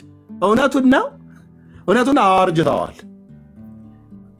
ያረጀ ማስወለድ እግዚአብሔር በነ ዘካርያስ ቤት ነው እንደጀመረው። እንዴት ነው ይህንን ካህን ሆኖ የማያውቀው? እሱ ያረጃቸዋን ሳራን ያስወለደ ጌታ ያረጀቸዋን ኤልሳቤጥን እንደሚያስወልድ እንዴት አላመንም? መምሬ ካህኑ መምሬ ቄሱ ዳቦ ሲቆርሱ ዘጣ ነው ጡጣ ለፈሱ እንደሚባለው እንዴት አያውቅ? ማወቅ ነበረበታ። ያረጀች አሮጊትና ያረጀ ሽማግሌ ማስወለድ ዘካርያስ ቤት ነው እንደጀመረው። በምን አውቃለሁ ይላል። እኔ ዘካርያስን ባገኘው ዲቤት ነበር የምገባው። እውነቴ ነው። መጀመሪያ ብሉይ ኪዳንም ብቻ ይዤ አዲስ ኪዳን መጽሐፍ ሳሊስ በምን አውቃለሁ? በአብርሃምና በሳራ ወቃ። አንተ ካህን አይደለ እንዴ? በቤተ መቅደስ ቆሞ ወገኖቼ አባታችን አብርሃም ከኡር ከለዳውያን ምድር እያለ ነገር እንደሚጎትቱ ማለት ነው። እንደዚህ አሁን አንዳንድ ደብተራ እንደዛ እኮ እያለ ይሰብካል። አሜን በሉ። እናታችንን ሳራን በ91 ዓመቷ እንድትወልድ አደረጋት የአብርሃም አምላክ ስሙ ይባረክ እያለ ማለት ነው። የት ቤተ መቅደስ ላይ ካህን ስለሆነ ሕግ አስተማሪ ነው። ኤርምያስ 18:18 ላይ ሲናገር ሕግ ከካህናት ምክር ከጠቢባን ቃል ከነቢይ አይጠፋም ይላል። ናና ተማር ብራዘር። እዚህ ኦኬ የአዲስ ኪዳን ካህናት ነን እና ካህን እንደመሆኑ መጠን ሕግ ያስተምራል። ሕጉን ሲያስተምር ቶራውን ታናክን ሲያስተምር አብርሃም በስተርጅናው ሳራ በስተርጅናዋ ይስሐቅን እንደወለደች አላነበበም እንዴ? ለሕዝብ ሰብኮት አልነበር እንዴ? ያ የሰበከውን ስብከት እሱ ቤት ተወልዳለት ተብሎ ሲባል የምን ከመልአክ ጋር ግብ መፍጠር ነው? እሱማ አንደበቱን ነው ቆልፎት ሄደው። እኔ አንገቱን ዘጋለት ነበረ። እንዲህ አይነት ካህን ሆነህ አየህ። እግዚአብሔር ግን እንደኔ አይደለም። እግዚአብሔር ታጋሽ ነው። እኔ ደምስሩን ቆልፌለት በቃ ጭጭ ላደርገው እችላለሁ። ጌታ ግን አፉን ዘግቶ ነው። አዎ አሜን አትልም? አዎ አሜን ማለት በሳራና በአብርሃም ማወቅ ነበረብህ። አልመለሰለትም ገብርኤል ራሱ እንኳን እንደዛ ብሎ። ሁለተኛስ በሊያና በራሄልና በያዕቆብ ማወቅ ነበረበት። ራሄል መካን አልነበረችም እንዴ? ናት። ኖ ለምን ያዕቆብ ጋር መጣው? ቆይ በርብቃና በይስሐቅ ማወቅ ነበረበታ። ቤተሰብ እኮ በሙሉ መካን ነበረ እኮ። አብርሃም፣ ሳራ መካን፣ ይስሐቅ፣ ርብቃ መካን፣ ያዕቆብ፣ ራሄል መካን በመካን ሶስቱም አባቶች ሚስቶቻቸው መካኖች ናቸው። ከሶስቱ አንደኛው ብቻ ሚስቱ መካን አልነበረችም። ሊያ መካን አልነበረችም። የያዕቆብ ቆይ ሰንዬ ሐና ጋር የት ነው የምንሄደው? ሐና በኋላ ነው። ሐና በኋላ ሽሙኤል ነቢይ እሱ በኋላ ነው። እሱ ሶስቱ አባቶች ጋር ነው ያለው። ዋናዎቹ ግንዶቹ ጋር ነው ያለው። ግንዶቹ የሆኑት አባቶች ሚስቶቻቸው በሙሉ መካኖች ናቸው። ሳራ የአብርሃም ሚስት መካን፣ ርብቃ የይስሐቅ ሚስት መካን፣ ራሄል የያዕቆብ ሚስት መካን። እነዚህን እንዳስወለደ ዘካርያስ አያውቅም እንዴ? ይሄ ምን አይነት ቄስ ነው? በመድኃኔዓለም ተፋታኝ ስልህ መተህ ትከራከራለህ እንደዚህ። ምን አይነት ቄስ ነው ግን ዘካርያስ? እኔ በምን አውቃለሁ አለ እኮ። በምን አውቃለሁ? በአብርሃምና በይስሐቅ በያዕቆብ በሚስቶቻቸው እና በባሎቻቸው ወቃ ልክ እንዳንተ አርጅተው ነበር። አብርሃም እንዳንተ አርጅቶ ነበር። ሳራን አጸንሷታል እኮ። ይስሐቅም አርጅቶ ነበር፣ ጸነሰች እኮ። ኤሳውና ያዕቆብን ወለደች። እና አንተ ቤት መካን ትጸንሳለህ፣ አርጅቻለሁ። ደግሞ እኮ መካን ነህ እኮ ብሎ ያለው እሱ ሚስቱ ነች መካን የተባለችው። በምን አውቃለሁ ብሎ ሲል በጊዜው የሚፈጸመውን ቃሌን ስላላመንህ እስከ ጊዜው ድረስ ዲዳ ትሆናለህ። ይሄንን አሜን ያላልክበት አፍህን ልጁ መጸነሱ አይቀርም። ያው ከሚስት ጋር ሄደህ ትተኛለህ። በምትተኛ ሰዓት ላይ ጸሎትህን የሰማ ጌታ ያንተን የዘር ፈሳሽ ከሚስት እንቁላል ጋር አገናኝቶ ነቢዩ መወለዱ አይቀርም። ስለዚህ አንተ ጽንሱን በተጸነሰ ቢጸነስም አፍህ ሊያርፍ ስለማይችል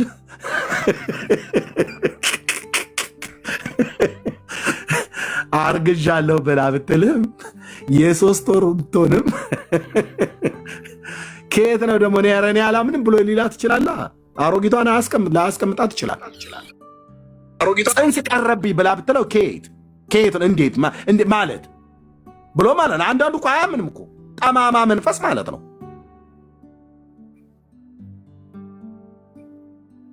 አይ ቅሪቱ እኮ ቀርቶብኛል የዛን ቀን ከተኛን ወዲህ ትንሽ ጠዋት ላይ ሞርኒንግ ሲንክነስ ሁሉ ምናምን። ኧረ በፍጹም በእስራኤል አምላክ እንደዚህ አትበይ ብሎ የስንፍና ቃል ሁሉ ሊናገር ስለሚችል ይሆናል ቆልፎት ስንፍና ቃል ሁሉ ሊናገር ስለሚችል ይሆናል እስኪወለድ ድረስ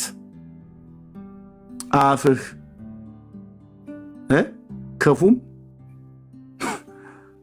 ደግም እንዳታወራ ተብሎ መልአኩ አድርጎ ሄዳ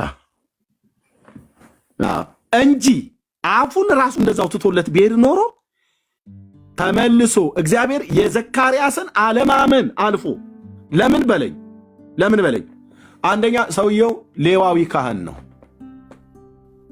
ነቢያት ደግሞ አብዛኞቹ ከዛ ነው የወጡት። ዮሐንስ አሁን ዮሐና ማለት ነው። ዮሐና ነቢይ ነው በኤልያስ መንፈስና ኃይል የተነሳ ሌዋዊ ነው። ኤርምያስ ነቢይ ነው ሌዋዊ ነው። ሕዝቅኤል ነቢይ ነው ሌዋዊ ነው። እንደዚህ አይነት ሌዋውያን አሉ። ከሌዋውያንም ውጭ የሆኑትን ነቢያትን አስነስቷል። በተለይ በሁለቱ የብሉይ ኪዳን ነቢያት በኢሳይያስና በሚልኪያስ የተነገረው የትንቢት ቃል መልእክተኛ በፊት እልካለሁ ተብሎ የተባለለት ይሄ ዮሐንስ የሚባል ብላቴና ዘካርያስ ቤት እንደሚወለድ በእግዚአብሔር የዘላለም ሐሳብ ውስጥ ታቅዶ የተቀመጠ ነው። ኢየሱስ በድንግሊቱ ማኅፀን እንደሚወለድ እንደታቀደ እግዚአብሔር የዘላለም ሐሳብና እቅድ አለው። ወንድሜ እየሰማ ነው። በቃ ምንም የፈለክ ተንፈራገጥ።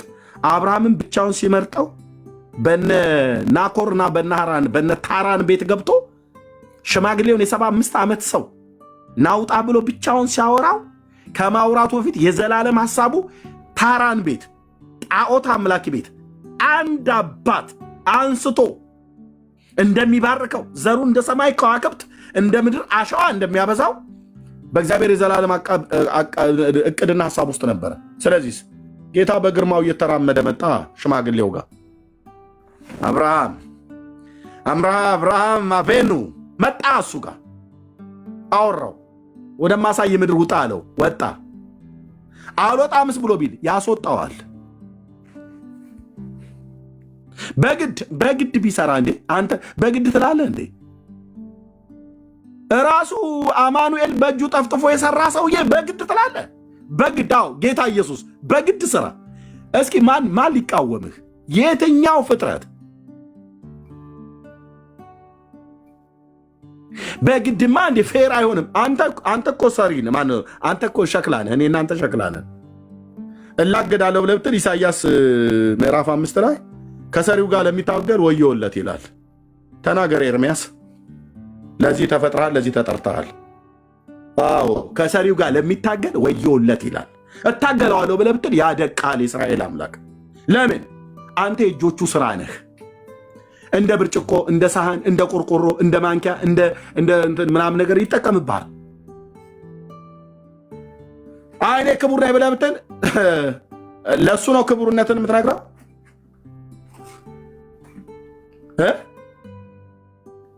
በምድር ያሉ እንደ ምናምን ይቆጠራሉ ይላል። በእሱ ፊት ደስ አይልም።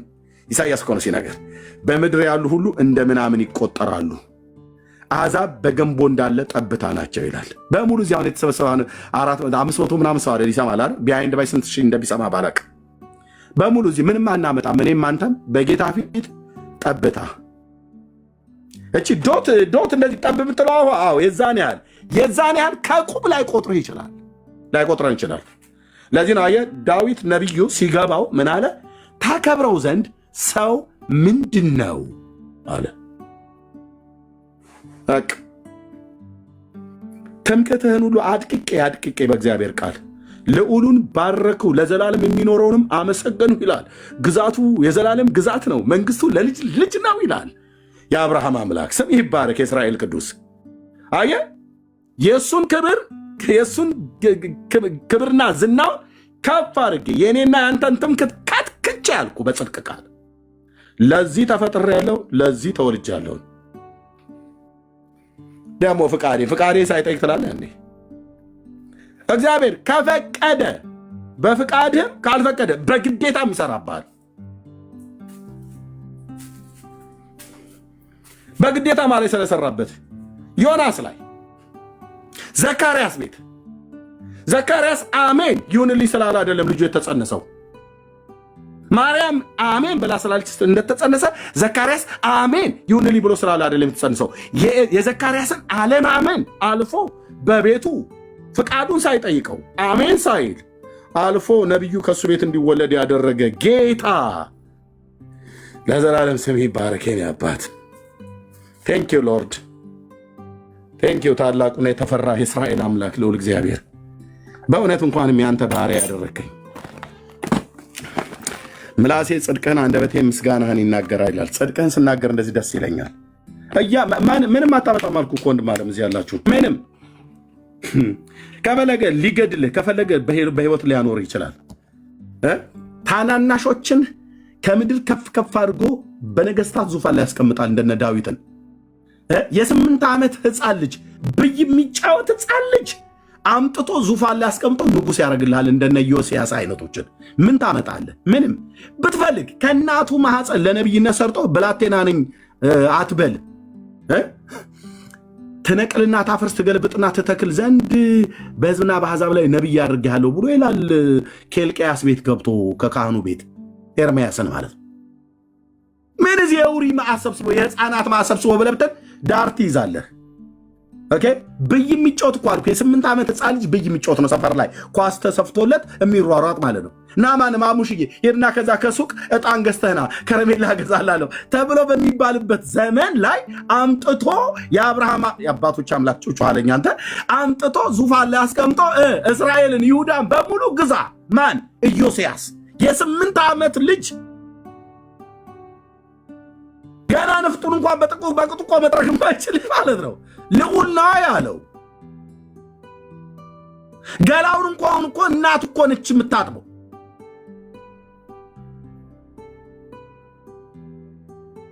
ምን ታመጣለህ? እስራኤል ምን ያመጣል?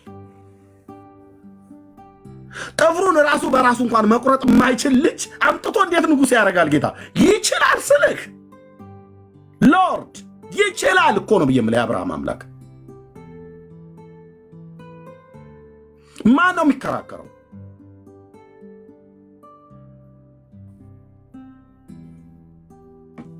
ቴንኪን ያባት እግዚአብሔር ልዑል ነው ተብሎ ሲባል እኮ አየህ፣ ልዑል ብሎ የሚለው ነገር አልገባህም ማለት ነው። ይችላል። የ8 ዓመት ልጅ ንጉሥ አድርጓል። ጌታ የኤርምያስ ዕድሜ አልተቆጠረም። እዛው አካባቢ ሊሆን ይችላል። ከኢዮስያስ ጋር ተመሳሳይ ዘመን ነው። ዕድሜያቸውም ያው እሱም ብላቴና ነው። ዕድሜው 6 ነው 7 ነው 9 ነው ተብሎ ባይጻፍም ስለ ኤርምያስ ብላቴና ነው ነቢይ። ሁለቱንም ደግሞ በተመሳሳይ ጊዜ ነው ደግሞ ያመጣቸው። በኤርምያስ ዘመን አንተ እውነት ትልልቆቹ ምናምን ነገር ቢያዩ አይ ይሄ ዘመን እባካችሁ ወገኖቼ በእውነት ታላላቆች የማይከበሩበት ዘመን ነው። ታላላቆች እኮ ምንም አይከበሩም። እዚህ ሽበት የሸበቱ እኮ ስንት አባቶች ባሉበት አሁን ባልጠፋ ሰውን የ8 ዓመት ሕፃን ልጅ እንዴት ዙፋን ላይ ይቀመጣል? ግን ወገኖቼ እንደው ከሌሎች ሀገራት ጦርነት እኮ ቢነሳብን በሙሉ ተያይዘን ልናልቅ ነው። ይሄ ሕፃን ልጅ አሁን እንዴት ብሎ ነው እስራኤልን ሊያስወጣ ይሁዳ እንዴት ሊገዛ ግን ይችላል? ይሄ የትልልቆች ወሬ ነው። የትልልቆች ወሬ ነው። እስራኤል በነገስታቷ ሳይሆን ደግሞ በመሪዋ በእግዚአብሔር ነው ስትመራ የነበረችው። ምን ታመጣለች እስራኤል? ኦኬ አሁንም ዙፋን ላይ የተቀመጡት ቤንጃሚን ኔታንያሁ ስለተቀመጡ አይደለም እስራኤል በምድር ላይ በህይወት መኖር የጀመሩት በዙፋኑ ላይ ባለመናወጥ የተቀመጠ የአብርሃም አምላክ ስላለ እንጂ ትልቅ ሰው ስለተቀመጠ አይደለም። ብራዘር ትንሽ ሰው ስለተቀመጠ በዮሲያስ ዘመን እስራኤልን የደፈረ ማን አለ? ማንም። ለምን? ጠባቂዋ የእስራኤል አምላክ እግዚአብሔር አይተኛም፣ አያንቀላፋም። ሕፃን ስለተቀመጠ አይደለም እስራኤል የሚደፈረው። ትልቅ ስለተቀመጠ አይደለም እስራኤል የሚከበረው። አምላክ የአባቶች አምላክ አምላክ ስላለ እንጂ አምላክ ስላለ እንጂ ትልልቆቹ ተቀምጠው ይኸው አገር ይተራመስ የለ እንዴ? እነ ፑቲን እነ ባይደን እነ ትራምፕ የምትላቸው ማለት ነው። እነ ዘለንስኪ ምናምን ትልልቆቹ ተቀምጠው አይደል እየተጨራረሰልህ ያለው ሽማግሌዎቹ እየተዛዛቱ ማለት ነው። እግዚአብሔር ከተማን ካልሰራ ሰራተኛ በከንቱ ይደክማል። እግዚአብሔር ከተማን ካልጠበቀ ጠባቂም በከንቱ ይተጋል ይላል።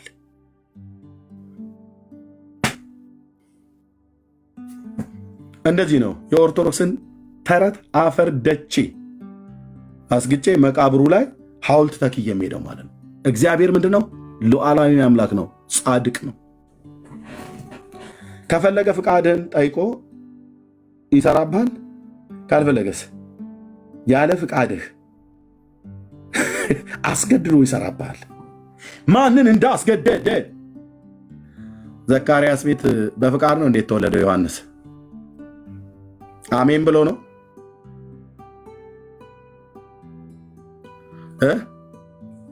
ዘካርያስ አሜን የጌታ ሆይ አሜን ለቃል ብሎ ነው? አይደለም። አሜን ሳይል እንዴት ታዲያ ልጁ ይወለዳል? የእግዚአብሔር ሐሳቡ ነበረ። እናስ የዘካርያስን ድካምና አለማወቅ አልፎ ጌታ ሰራ። ዮናስ ፍቃዱ ነበር አሶር መሄድ? አይደለም። የዮናስ ፍቃድ ወደ ተርሴስ፣ የእግዚአብሔር ፍቃድ ወደ አሶር። ያስተዛዝባል። በጣም ነው ማዝነው። ግን እኔ ሰው አለኝ ብዬ ነብይ አድርጌ መርጬህ አዝናለሁ። በሱ ዘመን አሞጽ ነበረ። እንግዲህ አሞጽ ባሪያዬ ያ ከዛ ከነገደ ዛብሎን ከገሊላ ባህር ዙሪያ ካለ የርስት ምድር ቦታ ላይ ነው ጋቴልፌር ከሚባለው ቦታ የጠራሁት የአማቴ ልጅ ነብዩ ዮናስ ነበር። ወደ አሶር ሂድልኝ ብዬ ነግሬው ነበር። አልሄድም ብሎ ምን እንደነካው አላውቅም። እሱ ግን ወደ ተርሴስ ሄደ። አሞጽ አንተ እኔ ነብይ ነህ አይደል? አዎ። ዋርካ ከምትለቅምበት ዛፍ ላሞች ከምትጠብቅበት ነው የጠራው። አዎ። በይስሐቅ ቤት ላይ ሂድና ስበክ ብዬ ስልህ ሰብከሃል። አዎ። አሁንም ወደ አሶር ልካለሁ። ያ ዮናስ እምቢ ብሎኝ ሄዷልና አንተ ሂድና ስበክልኝ እኮ ማለት እኮ ይችላል። አሞጽን ዮናስ እምቢ አለ አይደል? አሞጽን አስነስቶ ሄዶ ማሰበክ ይችላል። ግን አላደረገም ጌታ። ለምን? ልክህን እንድታቅ ልካችንን እንድናቅ ዮናስም ልኩን እንዲያቅ ዓለም ሁሉ ልክ ልኳን እንድታቅ ማንም ብትሆን ማንም እግዚአብሔር ሊፈጸምብህ ከፈለገ ልክህን እንድታውቅ ፌንጣ ብትቆጣ እግሯን ጥላ መጣች እንደሚል እንደኛ እንደ ሀገራችን ገበሬ ዮናስ ቢቆጣ ኤርምያስ ቢቆጣ ማነች ትንቧለል ብትቆጪ ምንም አታመጭም አልኩሽ። እግዚአብሔር ሊሰራ ከወደደ አይለቅም። እኔው ጌታዬ አይልቀቀኝ ነው ብዬ ያልኩት። አይልቀቀኝ ደስ አይልም? እስቲ ዮናስን አስገድዶ ተርሴስ የላከውን ጌታ እስቲ ሼሞኒው እስኪ በለው። ዳውን ልትለው ግን ፌር አይደለም ጌታ። እንዴት ያለ ፍቃዱ እንዴት ግን ሊገሉኝ ብሎ ወደሚችለው ወደሚፈራው ሀገር እንዴት ትልከዋለ? ሪሞት ኤሪያ ወደሆነው ብሎ የሚለው አለ ወይ? ጾመ ነይ ነይ እያልክ የምትጾመው ሰውዬ ማለት ነው። ትለዋለህ ጌታ እንደዛ? አታውቀውም። አየህ፣ የአብርሃምን አምላክ ታውቁታላችሁ። ከስሙ ውጭ እኮ ውጭ የለም። የአብርሃም አምላክ ብቻ ማለት ነው። ካወቅከው ግን ምን አይነት ጌታ እንደሆነ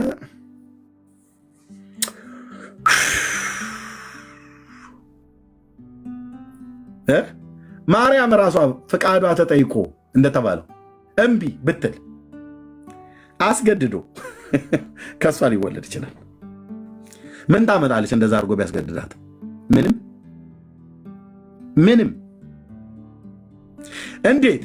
እንዴት ያስገዳታል? የእጁ ስራ ነቻ። በእጁ ስራ ላይ ሰሪው ስልጣን የለውም እንዴ? አንተ ጉንጭን እኮ እንደዚህ ጠፍጥፎ ከጭቃ የሰራው እኮ እሱ ነው። ስልጣን የለውም እንዴ ባንቺ ላይ? ሰኒ መስ የለውም ጌታ? እስኪ ጫፌን ይንካኛል ትላለች ሶሊ ትላለህ ወይ ኤርምያስ?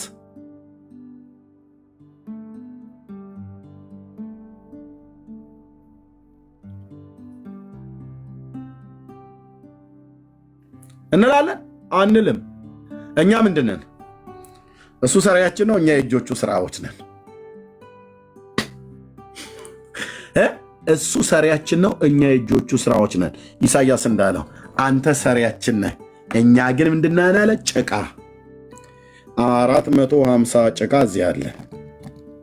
ቁጥሩን እዚህ የምናገረው ማለት ነው። አንደኛው ጭቃ ያው እዚህ እያወራ ነው፣ ሌላኛው እዛው እያጉረመረምክ ነው። እርኩም ይመስል እርኩምና እንደ ጉጉትና እንደ እርኩም ሆነ። ኢሳያስ ና የኛ ነብይ። እናንተ ዝም ባላላችሁበት ነው እዚህ ማንም እኮ የሚፈነጭብን። አንተዬ ምን አለ ኢሳያስ?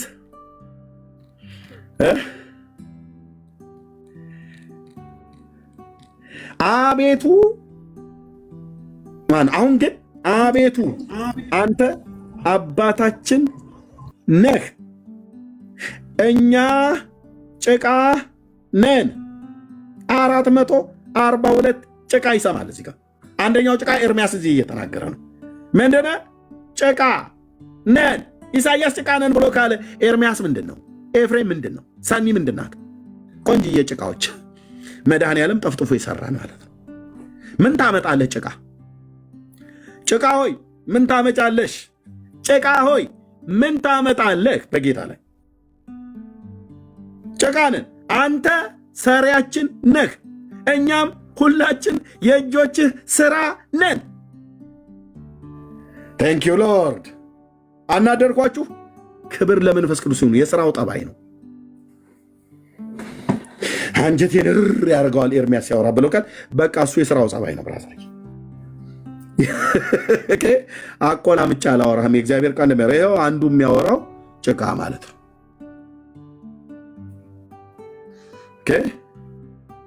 ጭቃ ሆይ ምን ታመጣለህ? ኢሳያስ አንተ ሰሪያችን ነህ፣ እኛ ጭቃ ነን። ግን ኤርምያስ እንዴት ነው ግን ማለት እንዲህ ብሎ ስብከት አለ እንዴ? ብለህ እንዲህ ብሎ ስብከት አለ እንደማለት ምንም አላቆለማብስልህም። ቆንጅዬ 50 ኪሎ ጭቃ፣ 60 ኪሎ ጭቃ፣ 80 ኪሎ ጭቃ፣ 90 ኪሎ ጭቃ፣ 110 ኪሎ የሆነ ጭቃ አለ። አሁን እዚህ ውስጥ 110 ኪሎ ጭቃ። እኔ አሁን ወደ 90 ምናምን አካባቢ ጭቃ ማለት ነው። በጅማትና በቆዳ ነው እንደዚህ አያይዞ እጅ ሰራችኝ ለወሰችኝም ይላል። ሃሌሉያ! የኔ አባት እጅ ሰራችኝ ለወሰችኝም ይላል ኢዮብ። ስፒሪት የነደደ በጌታ በኢየሱስ ክርስቶስም ጌታ እግዚአብሔር ለዘላለም ስም ይባረክ። እጅህ ሰራችኝ ለወሰችኝም ይላል። ዳዊት ደግሞ ግሩምና ድንቅ አድርገህ ሰርተኸኛልና አመሰግናለሁ ይላል። ኢሳያስ ሰሪያችን አንተ ነህ፣ አንተም ሰሪያችን ነህ፣ እኛ ጭቃ ነን። እስኪ እኛ ጭቃ ነን እያላችሁ ጻፉ። ና አሜን አሜን አቁሙ። አሁን አሜን አሜን አቁሙ። እኔ ጭቃ ነኝ፣ እኔ ጭቃ ነኝ። አሁን እየነገርኩ ነው ብራዘርዬ። ማን መድኃኔዓለም የሰራኝ ጭቃ ነኝ። እሺ ኦኬ ጻፉ። እኔማ የአማራይቱ ልጅን እንዴት ጭቃ ነኝማ ብዬ አልጽፍም። እኔ የኦሮሞይቷ ልጅ እህትዬ ቆንጅዬ ጭቃ፣ አይሁዳዊ ጭቃ፣ ግሪካዊ ጭቃ፣ ባሪያዊ ጭቃ። ሄደ ከኢሳያስ ጋር ተፋለጥ። ኦኬ እሱን ትንቢት ካስተነበየው ከጌታ ጋር አውራ። እኔን ለቀቅ፣ እነኚህ ነቢያት ጠበቅ። ቆንጅዬ ኦኬ ቆይ አብርሃም ጋር ልሂድና ተስፋ ላስቆርጥ። አባት አብርሃም አቬኑ ምዕራፍ 18 የእሱ ደግሞ ይባስ እኮ ነው። አንተዬ ይህንን ስታቅ ጌታዬ ስም ይባረክ። የኔ አባት ስም ይባረክ። ምን አለው እዚህ ጋር እያወራ ምን አለው? ከጌታ ጋር እየተነጋገረ ቁጥር 22 ሰዎቹም ከዛ ፊታቸውን አቀኑ፣ ወደ ሰዶምም ሄዱ። አብርሃምም በእግዚአብሔር ፊት ገና ቆሞ ነበር ይላል። እያወሩ ነው ጌታ ጋር፣ ከአንደኛው አካል ጋር እያወራ ነው። ሁለቱ ሄደዋል፣ አንደኛው አካል ቆሞ ነበረ ማለት ነው። አብርሃምም ቀረበ አለውም፣ በውኑ ጻድቁን ከኃጢአተኛ ጋር ታጠፋለህን? ወይ የእስራኤል አምላክ ለዘላለም ስም ይባረክ። የኔ አባትና አምላክ ስለሆንክ የሽዋሁ አዶን የዳዊት ልጅ ለዘላለም ስም ይቀደስ። 50 ጻድቃን በከተማይቱ ውስጥ ቢገኙ በውኑ እነዚያን ሁሉን ታጠፋለህን? አለው። ጥያቄ ምልክት ከጌታ ጋር ነው። ከተማይቱን ውስጥ በእርሷ የሚገኙ 50 ጻድቃን አትምርምን? ይህ ከአንተ ይራቅ አለው። ከአንተ ይራቅ ጌታ ሆይ፣ እንደዚህማ እንዳታደርግ አይነት ነገር።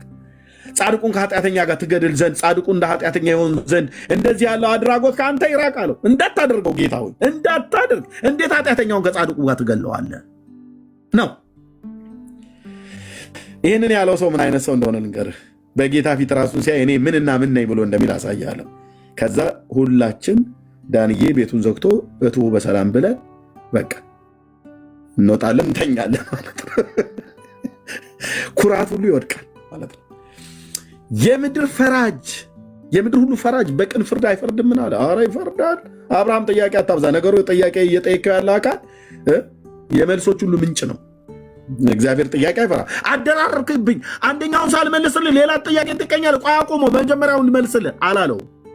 ጌታ ላይ የፈለግከውን ጥያቄ አብዛ፣ መልስ አለው የአባቶች አምላክ። አብርሃም ግን የጠየቀውን ይኸው እዚህ ጋር ከዚህ ጋር ጀምሮ የሚለውን ጥያቄ አብርሃምም ቀረበ። በሆኑ ጻድቁን ከኃጢአተኛ ጋር ታጠፋለህ? አንድ ጥያቄ። 50 ጻድቃን በከተማይቱ ውስጥ ቢገኙ እነሱን ታጠፋለህ? ሁለት ጥያቄ። ከተማይቱን ስለሷ ስለሚገኙ 50 ጻድቃን አትምርም? 3 ጥያቄ። ቆይ ሶስቱ ልመልስልህ፣ አደራረብክብኝ ብሎ አላለውም ጌታ።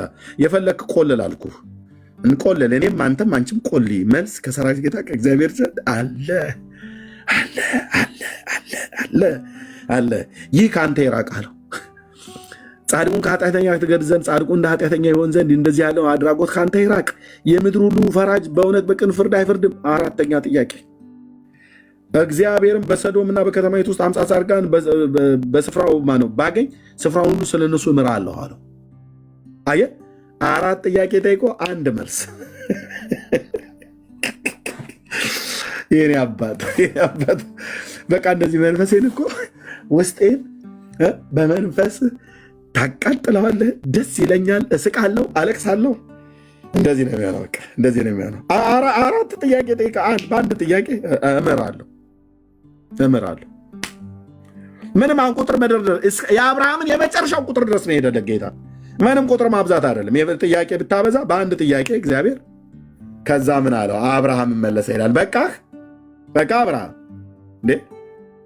አብርሃም መለሰ አለን ይላል። ዋና የፈልኩት ይሄ ነው። ከኢሳይያስ 64 ላይ ነው የመጣ ነው፣ ከጭቃ ጋር ማለት ነው። እኔ ማን? አብርሃም፣ የተስፋ አባት፣ ተስፋን የተሸከመ አባት፣ የጌታችን የኢየሱስ ክርስቶስ አባት። ዋት አምላክን በስጋ ከዚህ ሰው ዘር የተወለደ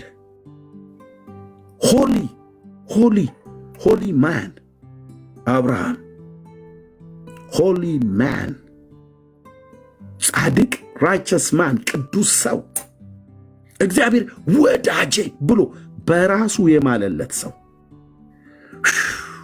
የለም እኮ። የፈለገ ጻድቅ ብለህ የምትጠራ ሰው ማንንም ጥራ፣ ማርያም በል፣ ሳራ፣ ርብቃ በል፣ ሳሙኤል፣ ኤልያስ፣ ማንን ጳውሎስ እንትና ምናምን በሙሉ ብትጠራ እንዴት የተባረከ ሽማግሌ ነው አንተዬ። የኔም አባት ሆኖ ቁጭ አላለልህም? አብርሃም። ያንተም ያንቺም አባት ሆኖ ቁጭ አብርሃም። የአብርሃም በረከት በክርስቶስ ኢየሱስ ወደ አሕዛብ ይደርስላቸው ዘንድ ነው ተብሎ ተጻፈ። ኢየሱስ ክርስቶስን ስትቀበል የአብርሃም በረከት አንተ ቤት ገባ ማለት ነው። ገላትያ ላይ እንደዛ ነው የሚናገረው። የኔ ጌታ ለዘላለም ስም ይባረክ፣ ለዘላለም ስም ይባረክ። እና ምን አለ? አብርሃምም መለሰ።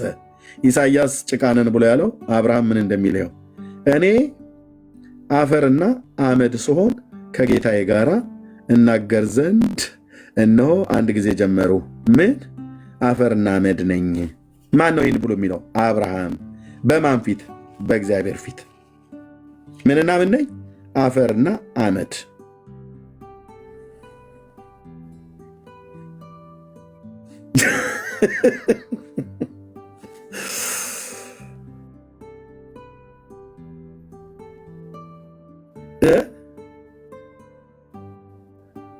ለትህትና የተናገረው መስሎ ነው። አፈርና አመድ። ያው አፈሩ ደግሞ ረጠብ ሲያደርግልህ ኢሳያስ ጭቃ ይለዋል። አብርሃም ደቀቅ አድርጎ በደረቁ አፈር ይለዋል። ነቢዩና ሽማግሌ ሁለቱም ነቢይ ናቸው። አብርሃምም ነቢይ ነው፣ ኢሳያስም ነቢይ ነው። ግን ሽማግሌውና ልጅየው እየተቀባበሉ ነው ጭቃ አፈር እያሉ ይንገሩን እንጂ እንደዚህ አንተ እነሱ እንደዛ ብለው ካሉኛ ምንድን ነን ታዲያ? ምንድነው የምታወራው ኤርሚያስ? ጭቃና አፈር ፍቅራ ወይኔ ይላል።